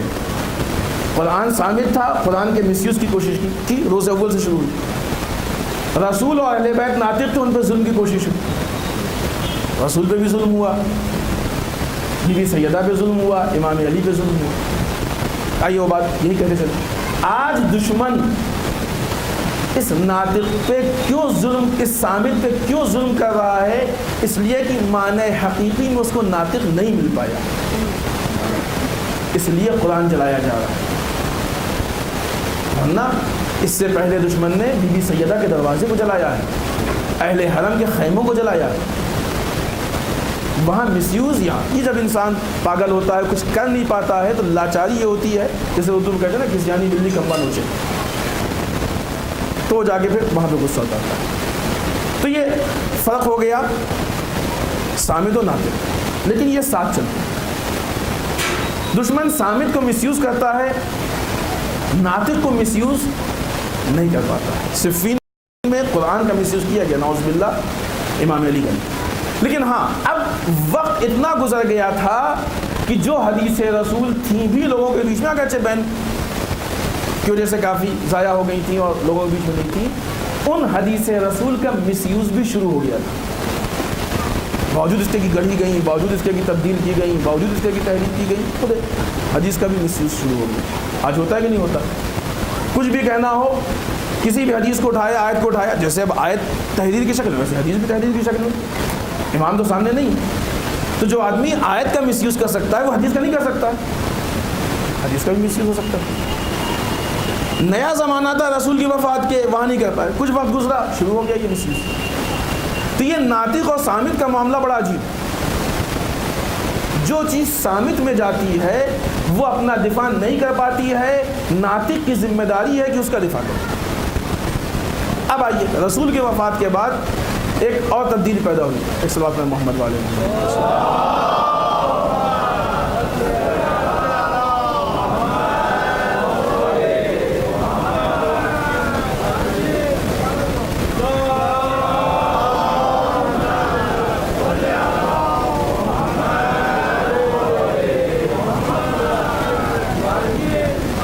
چونکہ علماء یہاں سے آ کے یہیں بیٹھ جاتے ہیں تو اب تک ہم نے آپ کو یہ زحمت نہیں دی. لیکن آج آگا وہاں بیٹھے تو اس لیے ہم نے زحمت دی، کیونکہ علماء کی اپنی ایک ویلو ہے. ایک ہاں اسلام کی نگاہ میں یہ نہیں کہہ رہے پارٹی بازی نہیں کر رہے، احادیث ہیں اس پہ بھی اور یہ حق ہے ان کا.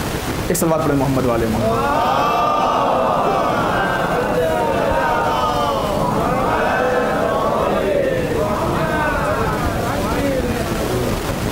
ایک صامت اور ایک ناطق. رسول کا جب انتقال ہوا احوال ابھی تھے، ساری چیزیں کلیئر کر رہے تھے، لہٰذا وہ ناطق میں تھے. کچھ وقت گزرا صامت میں آ گئے. جیسے یہ صامت اور ناطق کا مزاج ہے ویسے ہی ولایت کی بھی ہم دو قسمیں کر سکتے ہیں. قرآن کیا کہتا ہے؟ اللہ تمہارا ولی اور اس کا رسول. اور جب اللہ ولی کسے کہتے ہیں معلوم؟ ولی اسے کہتے ہیں کہ جس کو ہمارے نفس پہ ہم سے زیادہ کنٹرول حاصل. آیت بھی اسی مفہوم کو بتاتی ہے، حدیث بھی اسی مفہوم کو بتاتی ہے، اور اگر ڈکشنری کے حساب سے عقل کے ساتھ دیکھا جائے تب بھی یہی مفہوم نکلتا ہے. قرائن بھی یہی بتاتے ہیں اللہ تمہارا ولی ہے، اس کا رسول تمہارا ولی ہے. اب جب اللہ ہمارا ولی ہے، اچھا ولی کے اپنے تقاضے ہیں. مانی ولی ولایت یعنی حکومت، ولی یعنی لیڈر، ولایت یعنی لیڈرشپ. ولی اس کو کہتے ہیں کیونکہ یہی ہے نا. رسول نے کیا کہا تھا حدیث میں کہ کیا ہم کو تمہارے نفسوں پہ تم سے زیادہ حق نہیں حاصل ہے؟ کہ کیا ہے یعنی تمہارے نفسوں پہ ہم کو حکومت حاصل ہے. نارمل حکومت اور اس حکومت میں فرق ہے. نارمل حکومت گھر کے باہر تک ہوتی ہے، نفس کی حکومت گھر کے اندر بھی ہوتی ہے، زندگی کے ہر لمحے میں ہوتی ہے. یعنی اتنی دقیق کی ہر چیز کو بیان بھی نہیں کر سکتی. یہ وہ حکومت ہر لمحے ہوتی ہے. کیا تمہارے نفسوں میں ہم کو حکومت، تم سے زیادہ ہم کو حق نہیں حاصل. تو جب اللہ ہمارا ولی ہے تو اب رسول کی ولایت کی کیا ضرورت ہے؟ کیا رسول اللہ سے نعوذ باللہ بڑے ہیں؟ ضرورت نہیں ہے. نہیں، فرق. ولی کا تقاضا یہ ہے، ولایت کا تقاضا یہ ہے کہ وہ لوگوں کو اپنی لیڈرشپ کے ذریعے سے فلاح و بہبود اور ترقی و کامیابی کی طرف لے کے جائے. نہ اللہ آ کے آپ سے کہے گا کہ چلیے ہم جنگ کر رہے ہیں ہمارے پیچھے جنگ کیجیے، کہے گا نہ جب آپ کو مشکل پیش آئے گی تو آپ جا کے اللہ سے کہیں گے پالنے والے یہ مسئلہ ہے باپ تو بتا کیا بات چیت، ٹھیک ہے ہم بات کہتے ہیں سنتا ہے، لیکن ایک جو فزیکلی آمنے سامنے سے بات ہوتی ہے وہ نہیں ہو پائے گی۔ اور لیڈرشپ کے لیے یہ ضروری ہے، اسی لیے اللہ کے بعد رسول کو ولی بننا پڑا، ورنہ رسول کے ولی بننے کی ضرورت نہیں تھی، خالی اللہ کی ولایت کافی تھی۔ لیکن نہیں، فرق کیا ہے دونوں میں کہ اصل ولایت اللہ کی، رسول کی ولایت اللہ کے ولایت کے مقابلے میں نہیں ہے، اللہ کی ولایت کے انڈر میں، برابر میں نہیں، مقابلے میں نہیں، انڈر میں۔ جو ولایت اللہ کی ہے اسی ولایت کو رسول کنٹینیو کر رہے ہیں، مقابلے میں نہیں آ گئے۔ دو ولی کا مطلب ہی نہیں کہ دوسرا ولی پہلے کے مقابلے میں نہیں، پہلے کے انڈر میں۔ مقابلے میں آ جائیں گے تو ولایت نہیں رہے گی، طاغوتیت ہو جائے گی۔ لہٰذا اللہ ولی ہے، رسول ولی ہیں۔ اب یہاں فرق کیا ہوا کہ چونکہ اللہ، اب کوئی آدمی آئے نعوذ باللہ خدا نخواستہ خدا کو گالی دے، برا بلا کہے، خدا آئے گا بس اپنا دفاع کرنے؟ کتنے لوگ خدا کی جھوٹی قسم کھاتے ہیں، خدا پکڑتا ہے ان کا غریبان۔ لہٰذا یہ ولایت ہو گئی صامت، خاموش۔ اس کے برابر میں اس کے ساتھ ساتھ یہ ولایت جو رسول کی، یہ ناطق، جو رسول کی ولایت ہے یہ ناطق، کیونکہ نظام اسلام میں ایک لیڈر کی ضرورت ہے۔ صامت ولایت اس لیڈرشپ کے تقاضے کو پورا نہیں کر سکتی ہے، لہذا ناطق ولایت چاہیے۔ رسول ولی بن کے آئے، رسول نے ولایت کے تقاضوں کو پورا کیا، رسول نے حکومت قائم کی، رسول نے جنگیں کی، رسول نے صلح کی، سب کچھ کیا بعنوان ولی اور حاکم، یہ نظام چلتا رہا۔ اب جب رسول کی زندگی کے آخری لمحات آئے، اب رسول کو اس بات کی فکر تھی کہ یہ جو ناطق ولایت ہے، اب یہ جب ہمارے اندر صامت میں تبدیل ہونے والی ہے تو پھر کوئی ایک ناطق ولی چاہیے، کیونکہ رسول تو وفات کے بعد پھر صامت ہو جائیں گے نا، ہماری باتیں سن رہے ہیں، سب کچھ دیکھ رہے ہیں، لیکن نہ بعنوان لیڈر آ کے ہم کو لے کے جائیں گے میدان جنگ میں، نہ صلح کرائیں گے، نہ ہم ان سے بات کر سکتے ہیں، نہ آمنے سامنے، کچھ نہیں ہو سکتا۔ لہذا یہ صامت ہو گئے، کوئی ناطق چاہیے۔ اس ناطق ولایت کے لیے غدیر کا اہتمام کیا گیا اور امام علی کی ولایت کا اعلان کیا گیا، تاکہ دشمن ہمارے دین پہ تصرف نہ کر سکے۔ اگر یہ ناطق ولایت، اچھا دشمن کو بھی یہی امید تھی، دشمن نے ڈائریکٹ نظام اور قرآن نہیں، تھوڑی کہا کہ نماز چھوڑ دو، نہیں، صامت ہے۔ یہ تھوڑی کہا قرآن چھوڑ دو، نہیں، صامت ہے۔ روزہ چھوڑنے کو کہا، نہیں، صامت ہے۔ دعائیں چھوڑنے کو کہا، نہیں، اس لیے کہ صامت۔ دشمن نے صامت کی مخالفت نہیں کی، ناطق کی مخالفت کی۔ مزاج پہچانے، دشمن صامت کے مقابلے میں نہیں آتا ہے، ناطق کے مقابلے میں آتا ہے۔ دشمن کو معلوم تھا کہ اگر اس ناطق سے دین کو لے لیں گے تو دین تبدیل ہو سکتا، اور ناطق کے ہاتھ میں جب تک دین ہوگا دین تبدیل نہیں ہو سکتا۔ اس فلسفے کو پہچانے، اسی لیے دشمن نے اس حق کو لیا، اس حق کو چھینا۔ دشمن نے حق کو لیا، حالات خراب ہوتے گئے، ایڈ ہوتا گیا، یہ ہوتا گیا، وہ ہوتا گیا، جنگیں ہوئی، یہ ہوا، وہ۔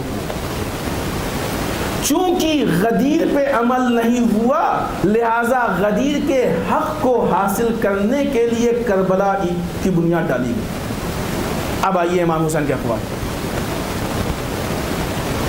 ہم بھی دیکھیں گے اور تم بھی دیکھ لینا کہ ایونا احق بالخلافہ، کہ ہم دونوں میں سے کون خلافت کی زیادہ مستحق ہے۔ یہ کس پہ اعتراض ہے؟ یہ اس چیز پہ اعتراض ہے جس نے ولایت ناطق کے حق کو چھینا، حکومت یزید پہ اعتراض ہے۔ یہ در واقع ولایت ناطق کا حق ہے۔ یہ انا للہ و انا الیہ راجعون کس پہ اعتراض ہے؟ یہ ناطق ولایت پہ اعتراض ہے۔ در واقع جو تین قسمیں ہم نے آپ کی خدمت میں عرض کی، ایک معاشرہ بنانا، سماج کی زندگی، دوسرے سیاسی زندگی اور تیسرے عبادی زندگی، اگر یہ حکومت بھی ولایت ناطق کے ہاتھ میں آ جائے تو عبادت بھی اچھی ہو جاتی ہے، معاشرہ بھی اچھا ہو جاتا ہے۔ ان تینوں میں سے اہم وہ ہے ولایت ناطق۔ آج کربلا میں آنے والے رسول کا نام لے رہے ہیں، کلمہ پڑھ رہے ہیں، کیوں؟ اس لیے کہ رسول کی ولایت صامت ولایت۔ کتنے امام علی کا بھی نام لے رہے ہیں، امام علی کے ساتھ تھے لیکن امام حسین کے مقابلے میں کون سی پرابلم ہے؟ یہ کون سی وجہ ہے کہ نانا پہ فدائی اور نواسے کے قاتل؟ یہ فرق صرف وہی ولایت صامت اور ولایت ناطق کا ہے. کیونکہ نانا اس ٹائم ولایت صامت ہے, اب اس ٹائم کچھ نہیں کہہ سکتے. نواسا قتل ہو گیا لیکن نانا آیا نہیں. اپنے حساب سے جو اپنی وہ ہے الگ, آ کے خنجر روکا, ہاتھ پکڑا, کوئی روایت نہیں دکھائی ہے. رسول نے آ کے مجمع دنگن کہہ دیے ہوتے کہ ہم رسول ہیں, ہم بول رہے ہیں, ابھی تو 50 سال گزرا ہے وفات کے, کتنے پہچانتے بھی ہوں گے, ہم رسول ہیں, تم کیا کر رہے ہو, ہمارے نواسے کو قتل کر رہے ہو. کہا امام علی کی ضربت لگ گئی, رسول نہیں آئے. بی بی فاطمہ کے دروازے پہ آگ لگائی گئی, رسول نہیں آئے. امام علی کے ساتھ مظالم ہوئے, رسول نہیں آئے. جناب فاطمہ دربار میں گئی, رسول کیوں؟ اس لیے کہ ولایت صامت ہے, ناطق نہیں ہے. سسٹم سے ہٹ کے, نظام کے سے ہٹ کے نہیں آئیں گے دفاع کے لیے. لہٰذا دشمن کو موقع ملا کہ ولایت ناطق کی مخالفت کرے. یعنی کربلا کون سی جنگ ہے؟ دشمن کا ولایت ناطق پہ حملہ اور امام حسین کی طرف سے ولایت ناطق کا تحفظ. اس لیے کہ ایک ایک چیز بچائیں گے تو بہت ٹائم لگ جائے گا. ایک ایک چیز, جب گھر میں آگ لگتی ہے اور ایک الماری کے اندر بہت ساری چیزیں ہیں تو انسان الماری کھول کے ایک ایک کپڑے نہیں اتارتا, پوری الماری لے کے باہر رکھ دیتا. اگر الماری نکل گئی تو اندر کے ساری چیزیں جو اس کے اندر کیش ہے, زیورات ہیں, کپڑے ہیں, جو بھی ہے سب بچ جائے گا. ایک ایک چیز لے کے جائیں گے تو ایک لے کے جائیں گے, دوسری جل کے ختم ہو جائے گی. جس وقت اسلام پہ یزیدیت کی آگ لگی تھی تو امام حسین نماز اور روزے اور حج و زکوٰۃ نہیں بچا رہے تھے, پورے اسلام کے پیکج یعنی ولایت کو بچا رہے تھے. اگر ولایت کی الماری بچ گئی تو اس کے اندر نماز بھی بچ جائے گی, روزہ بھی بچ جائے گا, قرآن بھی بچ جائے گا, سب بچ جائے گا. عزاداری کیا ہوئی؟ اب عزاداری کیا ہوئی؟ فلسفہ کربلا پہچانے, فلسفہ عزاداری پہچانے. عزاداری یہ نہیں کہ عزاداری میں نماز کی باتیں نہ کی جائیں, روزے کی باتیں کی جائیں, لیکن عزاداری صرف ایک پہلو کو آگے بڑھانے کے لیے نہیں ہے بلکہ پورے پیکج کو بچانے کے لیے. یہ پورا پیکج بچ جائے گا تو پورا دین بچ جائے گا. اب اس کے اندر سب کچھ بچے گا, نماز بھی بچے گا, روزہ بھی, سب بچے گا. اصل اس کا جھگڑا تھا. اگر یہاں تک بات کلیئر ہو گئی ہو تو اب آئیے اس کو اپنے زمانے میں دیکھیے. ابھی بیچ میں اور وضاحت کی ضرورت تھی لیکن وقت تیزی سے بڑھا. نتیجہ آپ کے حوالے کریں. رسول سے سوال کیجئے, رسول ہمارے ساتھ کیا ہے, ہم کیا کریں؟ جس ولایت کا آپ نے, جس سلسلہ ولایت کا آپ نے اعلان کیا تھا, وہ سلسلہ ولایت غیبت صغریٰ 260 ہجری, غیبت کبریٰ 329 ہجری. اس کے بعد اب ہمارے امام زمان جس غیبت میں ہیں, یہ غیبت ان کو ولایت صامت میں لے گئی ہے, ولایت ناطق نہیں رہ گئی. جیسے رسول آ کے نہیں کہہ سکتے, جیسے امام حسن آ کے کچھ نہیں کہہ سکتے, امام حسین آ کے کچھ نہیں, ویسے امام زمانہ بھی کچھ نہیں کہہ سکتے. پردہ غیب میں بانوانے لیڈر ہم کو لے کے جائیں جنگ کے لیے, بانوانے لیڈر ہم سے صلح کرائیں, بانوانے لیڈر ہم سے سوال کریں, ہو سکتا ہے؟ نہیں ہو سکتا. اگر اس وقت ولایت ناطق اتنی اہم تھی کہ اس کے لیے جناب سیدہ کو دربار میں جانا پڑا, دروازے پہ لکڑی بھی جمع ہو گئی, آگ بھی لگ گئی, امام حسن بھی شہید ہو گئے, امام علی بھی شہید ہو گئے, جناب سیدہ کو خطبہ کہنا پڑا, میدان کربلا میں اتنی بڑی قربانی بھی پیش کر دی گئی, ثانیہ زہرا کو دربار میں جانا پڑا, بازار میں خطبہ کہا, اتنی اگر زیادہ اہمیت تھی ولایت ناطق کی تو آج وہ ضرورت کہاں گئی؟ آج بھی تو اس کی ضرورت ہونی چاہیے. یا صرف 329 ہجری کے لیے, اس کے بعد بغیر ولایت ناطق کے کام چل جائے گا. اگر 329 ہجری سے 1436 ہجری تک 1100 کچھ سال بغیر ولایت ناطق کے کام چل سکتا تھا تو 319 سال بھی چل سکتا تھا. اتنے مظالم کی ضرورت نہیں تھی, کیونکہ سارا معاملہ, سارا ظلم اسی کی وجہ سے ہوا. اگر اس مسئلے ولایت اور حکومت کو بیچ سے ہٹا دیجئے تو نہ جناب فاطمہ کے دروازے پہ حملہ ہوتا, نہ دروازہ جلایا جاتا, نہ بی بی کو دربار میں جانا پڑتا, نہ بی بی کی پسلیاں ٹوٹتی, نہ کربلا واقع ہوتی, نہ امام حسن کی مخالفت ہوتی, نہ امام حسین شہید ہوتے, نہ امام علی, کچھ نہیں ہوتا.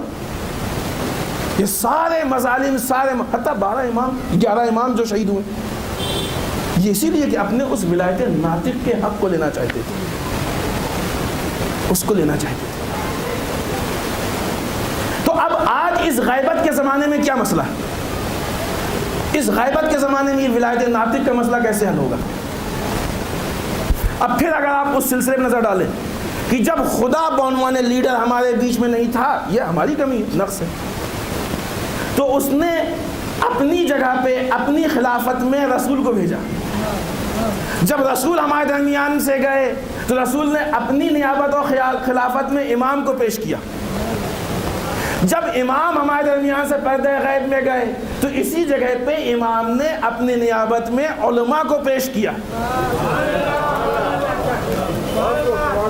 امام صادق علیہ السلام کی حدیث ہے،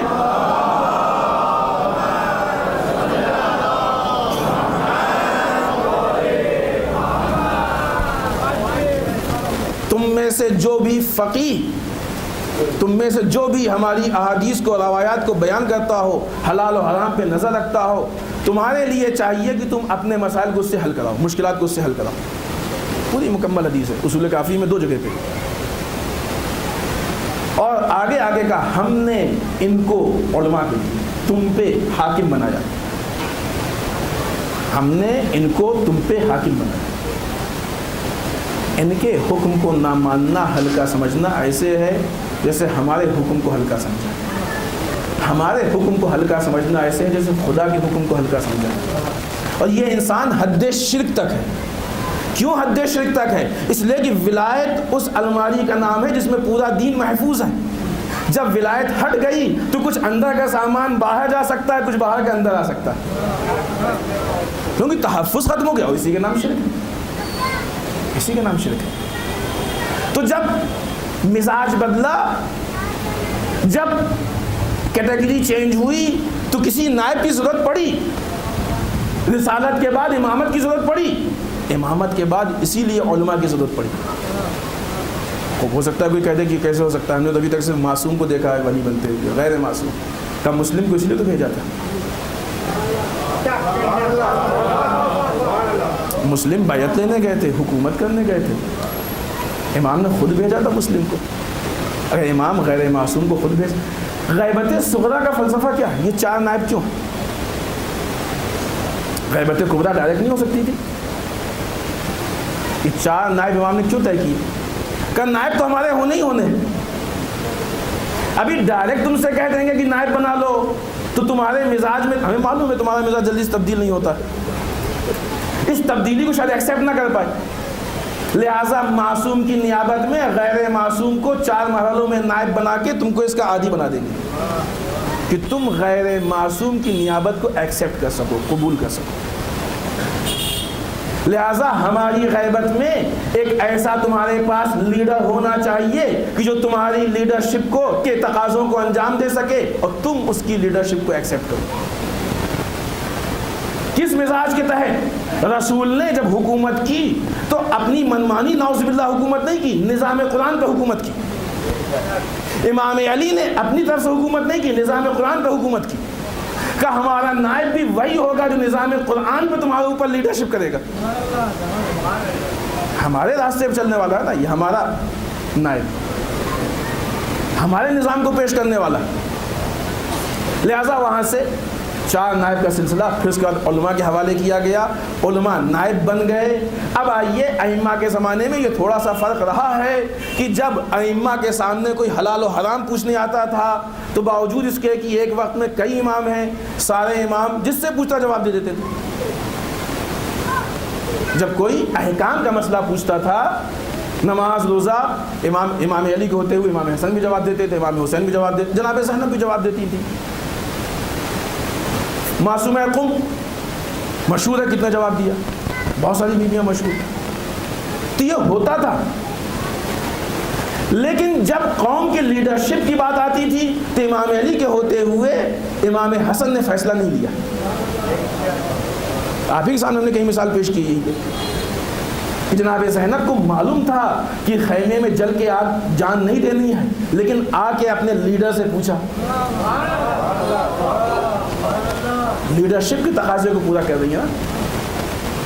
یہ حرام و حلال کا مسئلہ نہیں ہے، یہ لیڈرشپ کا تقاضا ہے، میدان جنگ ہے، لیڈر کہے گا مر جاؤ تو مر جائیں گے، لیڈر کہے گا نکل جاؤ تو نکل جائیں گے۔ یہ لیڈرشپ کا تقاضا ہے، میدان جنگ میں، حالت جنگ میں ہے. یہ ثانیہ زہرا نے اس اہمیت کو واضح کیا کہ جانتے ہیں ہم، لیکن پھر بھی لیڈرشپ کی اطاعت ضروری ہے. اب آئیے اسی کو اگر ہم اسلام کی اصطلاح میں آپ کے سامنے پیش کریں تو جو حلال و حرام کے مسئلے بیان کیے جاتے ہیں اس کو مرجعیت دینی کہا جاتا ہے، اور جہاں پہ لیڈرشپ کے فرائض انجام دیے جاتے ہیں اس کو حکومت اسلامی کہا جاتا ہے. جب مرجعیت دینی کی بات ہوتی ہے تو ائمہ بھی انجام دیتے ہیں، اصحاب بھی انجام دیتے ہیں، خواتین بھی. پھر جب یہی سلسلہ نیابت میں علماء تک پہنچتا ہے کہ ہمارے علماء ان ائمہ کی نیابت میں مرجع وقت بنتے ہیں، اور جب حکومت دینی کا مسئلہ شروع ہوتا ہے تو پھر امام علی ہمارے ولی ہوتے ہیں، امام حسن ولی ہوتے ہیں، ولایت ان کو حاصل ہے، پھر یہ امامت کی ولایت ہوتی ہے. لیکن جب یہی مسئلہ امام کی نیابت میں علماء تک پہنچتا ہے تو اس کو ولایت فقیہ کہتے ہیں. یہ اب آئیے پھر آپ کو ابتدا کی بات یاد کرائیں، بس چند جملے اور احمد تمام شروع کی بات یاد کرائیں. دشمن کا مزاج کیا تھا؟ دشمن نے خاموش ولایت کی مخالفت نہیں کی، صامت ولایت کی مخالفت نہیں کی، ناطق ولایت کی مخالفت کی. ہوا کہ نہیں ہوا؟ ظلم ناطق ولایت پہ ہوا کہ نہیں ہوا؟ امام علی کے زمانے میں امام علی کی مخالفت، امام حسن کے زمانے میں ان کی مخالفت، امام حسین کے زمانے میں ان کی مخالفت، اور سارے ائمہ کی مخالفت ہوئی، اور سب کو قتل کرنے کی کوشش کی، اور 11ویں امام تک کو اس نے شہید کیا. اس حد تک دشمن کو ولایت سے پرابلم ہے، مشکل ہے. آج بھی اس زمانے میں جب قرآن کے سامنے ولایت ناطق آئی تو وہ امریکہ اور اسرائیل جو دشمن اسلام ہے اس کو اور کسی چیز سے اتنی مشکل نہیں تھی، آج اس کو اس ولایت فقیہ سے مشکل ہو گئی. ہوئی کہ نہیں؟ اور یہی ریزن ہے کہ اس کو مرجعیت سے مشکل ہے. ہم نے آپ کی خدمت میں عرض کیا تھا کہ 2 دن پہلے 3 دن پہلے کہ ہمارے مراجع کی کیا خدمات ہیں اور دشمنوں کی کیا دشمنی. کیوں؟ اس لیے کہ مرجعیت بھی ایک ناطق چیز کا نام ہے، یہ خاموش بیٹھنے والی چیز نہیں، یہ خاموش چیز نہیں. لہذا قوم کی سرپرستی و فلاح و بہبود کے لیے اس کو ولایت کے سائے میں ہونا ضروری ہے، قوم کی ترقی کے لیے اس کو ولایت کے سائے میں ہونا ضروری، قوم کے استقلال کے لیے اس کو ولایت کے سائے میں ہونا ضروری، قوم کی شجاعت کے لیے اس کو ولایت کے سائے میں ہونا ضروری، قوم کو پروان چڑھنے کے لیے اس کو ولایت کے سائے میں ہونا ضروری، اور دشمن کے مقابلے کے لیے ایک مضبوط ولایت کا ہونا ضروری. یہی وجہ ہے کہ پوری دنیا میں اتنے اسلامی ممالک ہیں لیکن وہ ملک کہ جہاں آج ولایت پائی جا رہی ہے پوری دنیا بھی چاہ کے اس کو برباد کرنا چاہتی ہے، برباد نہیں کر پائی. اب سمجھ میں آیا کہ اسرائیل حزب اللہ سے کیوں ہارا تھا، اس لیے کہ اسرائیل کے پاس دنیاوی ساری طاقتیں تھیں لیکن ولایت سے رابطہ نہیں تھا. حزب اللہ وہ قوم ہے جس کا ولایت سے رابطہ تھا. کیوں حزب اللہ؟ حزب اللہ قرآن نے کہا ہے کہ جو اللہ اور رسول کی ولایت کو ایکسیپٹ کر لے گا وہی حزب اللہ ہوگا. حزب اللہ اس نظام کا نام ہے کہ جو اللہ اور رسول کے لیے اپنے آپ کو قربان کرنے کو تیار. جس سیریا سے لوگ جان بچا کے بھاگ رہے تھے حزب اللہ وہاں پہ حوضوں کی حفاظت کے لیے جا رہی تھی. کہ سامنے کی چیز تو بتانے کی چیز نہیں. بس فلسفہ کربلا میں ایک ویلڈ اہم زمانے کے تقاضے کے حساب سے سینٹرلائز وہ لیڈرشپ کو ہم کو بچانا ہے کہ جو پوری قوم کو بربادی سے بچا لی جائے، اور اس لیڈرشپ کے بچنے سے پورے اسلام اور پوری شریعت بچ جاتی ہے. اب آج اس کو لے کے بہت سارے مسائل ہیں، بہت ساری مشکلات ہیں، وقت میں گنجائش بھی نہیں اور ایسے حالات بھی نہیں کہ ہم ان مسائل کو لے کے پیش کریں، ان باتوں کو لے کے. ہاں اگر کبھی آپ کو ایسا لگے کہ بعض اپنوں میں کچھ کہتے ہیں تو بعض تو مراجع کی بھی مخالفت کرتے ہیں، اس کو آپ کیا کر سکتے ہیں؟ نادان ہے بیچارے، سمجھانے کی کوشش کیجیے. بہت زیادہ ہے بھی نہیں، بہت زیادہ تعداد بھی نہیں ان کی، بہت مضبوط بھی نہیں.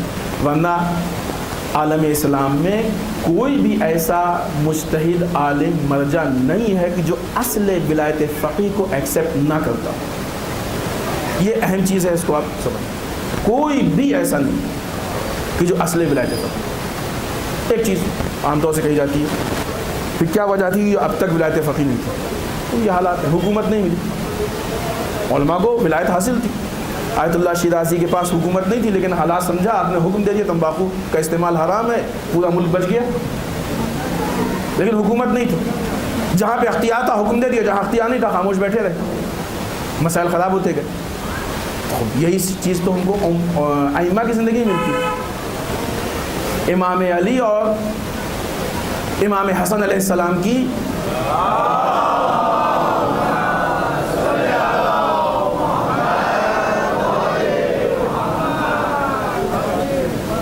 مختصر سی حکومت کے علاوہ ائمہ کو کب حکومت ملی؟ نہیں ملی. جب حکومت ملی تو اپنی ولایت پوری طریقے سے پیش کی اور پوری طریقے سے لوگوں کو لیڈ کیا. جب نہیں ملی تو جہاں حالات سمجھا کہ کچھ کہہ سکیں کہہ دیا. حالات مناسب نہیں تھے تو نماز پڑھانے کے لیے گھر سے نکلے تھے اور منع کیا گیا تو واپس آ گئے. واقعہ سنتے نہیں سنتے ہیں آپ؟ حالات مناسب نہیں تھے, حاکم نے کہا واپس چلے, تشریف لے جائے, بہت احترام سے کہا سب کچھ چیز, لیکن جس نماز کو پڑھانے کے لیے گھر سے نکلے تھے بیچ میں اس قصد کو چھوڑ کے واپس لوٹے نہیں لوٹے, کیونکہ حکومت نہیں ہے ہمارے یہاں. ایسے مسائل ہیں, یہ کوئی مشکل نہیں ہے, یہ حالات ہیں اور حالات کے حساب سے ہم کو فیصلہ. سرکار سید الشہداء نے میدان کربلا میں دین کے ارکان نہیں, بعض ارکان نہیں بچائے, پورا دین بچایا. میدان کربلا میں غدیر بچائی, میدان کربلا میں ولایت بچائی. ورنہ وہ خولی جس نے جا کے کوفے اور شام, کوفے کی بھی روایت ہے, شام کی, جا کے تعریف کی کہ ہم نے اس کو قتل کیا ہے جو سب سے بہتر تھا, یہ اچھائی جانتا تھا لیکن اس لیے قتل کیا کہ ولایت کو نہیں مانتا تھا. جناب حر جب تک ولایت کو نہیں ایکسیپٹ کیا اس وقت تک جانتے تھے کہ یہ جناب فاطمہ کے فرزند ہیں. جس وقت امام حسین علیہ السلام نے کہا کہ یہ حر جاؤ تمہاری ماں تمہارے غم میں بیٹھے, جناب حر نے پلٹ کے جواب نہیں دیا کیونکہ عظمت فاطمہ کے قائل تھے, لیکن ولایت کو بھی ایکسیپٹ نہیں کیا. ولایت کو جب ایکسیپٹ کیا تو آ کے پھر جان قربان کر دی. یہ جنگ ولایت کی جنگ ہے, نماز اور روزے کی جنگ نہیں ہے, فضائل و مناقب کی جنگ نہیں ہے, یہ جنگ ولایت کی جنگ ہے.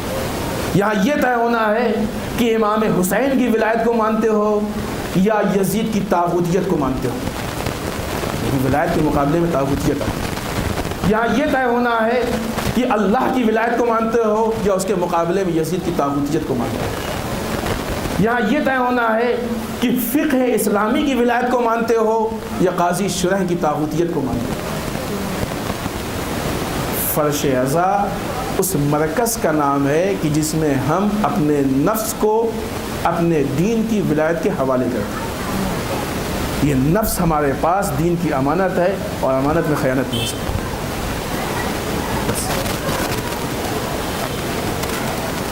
کربلا اس اہم رکن کی جنگ ہے اور یہ اتنی اہم چیز تھی کہ امام حسین نے اس کے لیے علی اکبر کو قربان کیا. آسان نہیں تھا جوان سال بیٹا کہ جو ہر اعتبار سے رسول سے مشابہ ہے اس کو قربان کر. خود کربلا آنا اتنا آسان نہیں تھا. ان مظالم کو اتنی آسانی سے کوئی برداشت نہیں کر سکتا. لیکن کیا کہ اگر نانا کا دین ہمارے خون سے بچ رہا ہے تو حسین خون دینے کو تیار. سارے عزیز و اقارب کے ساتھ آئے. ایام اربعین ہے, اربعین نزدیک ہے, دفن شہداء کی روایت اور آپ کی ذہن. جس وقت امام حسین علیہ السلام کربلا میں پہنچے ہیں, گھوڑا رک گیا, لوگوں سے پوچھا کون سی سرزمین ہے, خبر ملی اور امام نے خیام لگانے کا قصد کیا. تو پوچھا یہ کس کی زمین ہے؟ معلوم ہوئے یہ قبیلہ بنی اسد کی زمین. جا کے ان سے زمین خرید, زمین خرید لی, اپنی ہو گئی. اب کہانی ابھی تم سے ایک بات کرنی ہے. بولا کیا بات کرنی ہے؟ کہ دیکھو ہم بہت زیادہ دن کے مہمان نہیں ہیں, ہم صرف کچھ دنوں کے لیے. ہمارے اوپر ظلم ہوگا، ہم کو شہید کر دیا جائے گا، ہمیں قتل کر دیا جائے گا، ہمارے لاشیں یہاں پائمال کیے جائیں گے، چھوڑ دیے جائیں گے، ہم تم سے وصیت کرتے ہیں کہ جب ہم کو قتل کر دیا جائے تو ہمارے لاشوں کو دفن کر دینا۔ امام حسین کو دو چیز کی بڑی فکر تھی۔ رخصت آخر میں آئے تو پرانا لباس نکال کے جگہ جگہ سے چاک کیا اور اپنے جسم پہ پہنا کہ ایسا نہ ہو کہ حسین کا جسم برہنہ ہو جائے۔ جب زمین خریدی تو یہ وصیت کی دیکھو ہم کو دفن کر دینا، کیونکہ معلوم تھا کہ یہ دونوں ظلم ہونے والے۔ اور یہی وجہ ہے کہ امام زمانہ نے سلام کیا ہے، ہمارا سلام اس پہ ہو کہ جو بغیر کفن کے زمین کربلا پہ تھا۔ شہید کا اپنا لباس کفن ہوتا ہے، امام اس لیے بغیر کفن کے تھے کہ جسم کا لباس بھی اتار دیا گیا تھا۔ آپ نے وصیت کی کہ دیکھو جب ہم قتل ہو جائیں گے تو ہمارے جسموں کو دفن کر دینا، پھر اس کے بعد ان کی عورتوں کو بلایا، اگر تمہارے مرد خوف کی وجہ سے نہ آئے تو تم ان کو غیرت دلانا، آ کے دفن کر دیں۔ بچوں کو بلایا، اگر تمہارے ماں باپ دفن نہ کریں تو تم یہ کھیلتے ہوئے آنا، ایک مٹھی خاک ہمارے جسم پہ ڈال دینا۔ کون یہ وصیت کر رہا ہے آپ کو معلوم ہے؟ سنا ہوگا آپ نے، بہت مشہور بات ہے کہ ایک صحابی رسول کی راستے میں موت ہو گئی، اپنی بیٹی سے کہا کہ سرے راہ بیٹھ جانا، ایک قافلہ آئے گا صرف اتنا کہہ دینا کہ صحابی رسول کا انتقال ہو گیا، باقی آپ کی نگاہوں کے سامنے پیش نہیں کرنا ہے۔ بس عزیزو بچی نے اتنا کہا، پورا قافلہ کفن دینے کو تیار تھا، ہائے نواز رسول اپنے کفن و دفن کے لیے اتنا پریشان۔ حسین کی بچی کس سے کہے؟ یہ تو جو اپنے بابا کو یاد کرتی ہے تو تماچے مارے جاتے، تازیانے مارے جاتے، یہ بچی جا کے کس سے شکوا کرے؟ عزیزان محترم، عاشورہ گزرا، 11 محرم کو یہ قافلہ کربلا سے روانہ ہوا۔ عزیزوں بہت سخت گزرا ہوگا زینب کو، جب میدان کربلا پہ نگاہ اٹھائی کیا دیکھا کہ یزید کے سارے فوجی دفن ہو چکے، لیکن زینب کا ماجایا بے گور و کفن پڑا ہے، کوئی دفن کرنے والا نہیں۔ کوئی اس بیٹے سے پوچھے جس نے اپنے باپ کے لاشے کو بے گور و کفن دیکھا ہوگا، اے بوبی اماں انہوں نے اپنے گشتائے نجس دفن کر دیے، ہمارے بابا کا لاشا ایسے ہی پڑا۔ یہ قافلہ کوفے پہنچا۔ عزیزان محترم، جب قید خانے میں قید کیا گیا، امام سجاد باجازہ امامت تشریف لائے۔ یہاں پہ قبیلہ بنی اسد کے کچھ لوگوں نے سوچا کہ 2 دن ہو چکے ہیں، آؤ چلو ان شہداء کے لاشوں کو دفن کر دیا جائے۔ میدان کربلا میں آئے، جسم پہ سر نہیں تھے، لباس بھی بہت سے جسم پہ نہیں تھے، اصلا سمجھ نہیں پا رہے تھے کہ کہاں سے شروع کریں دفن کرنا۔ میدان کربلا میں کبھی ادھر نگاہ اٹھاتے تھے، کبھی ادھر دیکھتے تھے، اتنی دیر میں ایک گھوڑے کی آواز آئی، یہ لوگ انتظار کرنے لگے کون آیا ہے، بعض روایتوں میں چھپ گئے۔ جب گھڑ سوار آیا اور آنے کے بعد اس نے کہا السلام علیکم یا ابا عبداللہ، یہ لوگ گھڑ سوار کے پاس آئے، کہا اے بھائی ہم ان لاشوں کو دفن کرنا چاہتے ہیں، آؤ ہماری مدد کرو گے؟ کہاں تمہاری مدد کریں گے۔ عزیزوں ایک جگہ پہ بتایا کہ یہاں پہ قبر کھودو، تھوڑی سی جگہ کھودی گئی، ایک پتھر تھا جس پہ لکھا تھا کہ یہ قبر حسین بن علی کی۔ پتھر کو ہٹایا گیا، قبر تیار ملی، ایک مرتبہ بہت ہی گریا وزاری کے ساتھ اس گھڑ سوار نے ایک جنازے کو اٹھا کے قبر میں اتارا۔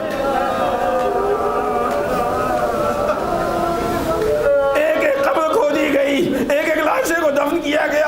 آخر میں اس نے کہا کہ کتنی قبریں کھودو گے، آؤ ایک اجتماعی قبر کو کھود کے باقی لاشوں کو اس میں دفن کر دیں۔ لو عزیزوں گنج شہیدہ کھودی گئی، لاشوں کو اس میں دفن کر دیا گیا۔ کہا دیکھو کوئی اور لاش تو نہیں ہے، کہاں ایک لاش نہر کے کنارے۔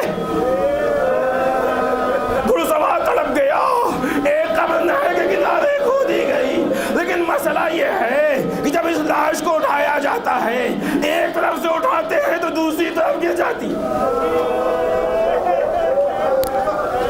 آپ کو معلوم ہے کہ جب لٹا ہوا سامان یزید کے پاس پہنچا ہے اور جناب عباس کا علم یزید کو دیا گیا ہے، تو یزید اس علم کو دیکھ کے اپنے تخت پہ 3 بار کھڑا ہوا بیٹھا۔ اس نے پوچھا یہ علم کربلا میں کس کے ہاتھ میں تھا؟ کسی نے کہا یہ علم عباس کے ہاتھ میں تھا۔ کہا یزید کیوں پوچھ رہا ہے؟ کہا اس لیے پوچھ رہے ہیں کہ پورا عالم تیروں سے چھلنی ہے، لیکن جہاں علمدار کا ہاتھ ہوتا ہے وہاں ایک بھی تیر کا نشان نہیں۔ علمدار کتنا شجاع ہوگا، کتنی مضبوطی سے علم کو پکڑے تھا۔ نہیں، اتنے ہی زخم نہیں، روایت لکھتی ہے کہ جب جناب عباس زخمی ہوئے، گھوڑے سے گر رہے تھے تو اشقیہ نے چاہو کر اسے گھیر لیا اور اتنی تلواریں ماری کہ جسم پاش پاش ہو گیا۔ اتنا جسم پاش پاش ہوا کہ اب جب امام سجاد دفن کرنا چاہتے ایک طرف سے اٹھاتے ہیں، دوسری طرف سے ڈل جاتا ہے، ادھر سے اٹھاتے ہیں، ادھر سے جسم ڈل جاتا ہے۔ ایک چٹائی منگائی گئی، غازی کے جسم کو رکھ کے دفن کیا گیا، قبر بنی، امام چاہتے ہیں واپس جانا، ایک مرتبہ بنی اسد والوں نے پکڑ لیا۔ اے بھائی، آپ کا بہت بہت شکریہ، آپ نے ہماری مدد کی ہے، بتاتے جائیے یہ ہیں، آپ ہیں کون؟ آپ کو ان جنازوں کا واسطہ جن کے لیے آپ گریہ کر رہے تھے ان کا واسطہ آپ بتا دیجئے۔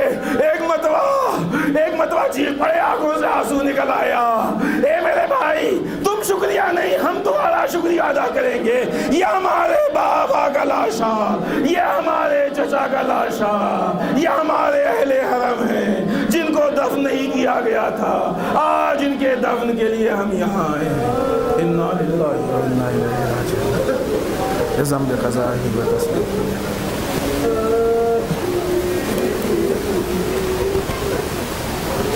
الہی بحق الزہرا و ابیہا و باعلہا و بنی، پالنے والے اس مختصر سی عزا کو قبول فرما، پالنے والے ہم سب کو اعمال صالحہ کی توفیق عنایت فرما، والے اللہ ہمارے قبیحہ سے محفوظ رہے، پالنے والے ہمارے گناہوں کو بخش، والے اللہ ہمارے مرحومین کو بخش، پالنے والے اسلام و مسلمین کی حفاظت فرما، والے اللہ دشمنان اسلام کو نیست و نابود کر، والے اللہ جو پریشان حال ان کی پریشانیوں کو دور فرما، والے اللہ جو لا ولد ان کو اولاد صالح عنایت فرما، پالنے والے ہمارے علماء کا سایہ ہمارے سروں پہ باقی رکھے، والے اللہ رہبر و مراجع کو طول عمر عنایت فرما، پالنے والے اس وقف اور اس زمین اور یہاں کے حالات پہ جو بھی مقدمات چل رہے ہیں، اختلافات ہیں، اس میں نصرت عنایت فرما، محنت کرنے والوں اور زحمت کرنے والوں کو کامیابی عنایت فرما، اور اللہ ہمارے امام کے ظہور میں تعجیل فرما، ہمیں ان کے اعوان انصار میں شریک ہونے کی توفیق عنایت فرما۔ ربنا تقبل منا انک انت السمیع العلیم۔ آپ حضرات سے گزارش ہے کہ سورہ حمد 3 بار سورہ فاتحہ تلاوت فرما کے مرحومہ شریفہ مرزائی، مرحومہ فاطمہ مرزائی، مرحوم فدا حسین اشاریہ فیملی کے جملہ مرحومین اور تمام مومنین کی ارواح کو ہدیہ فرما۔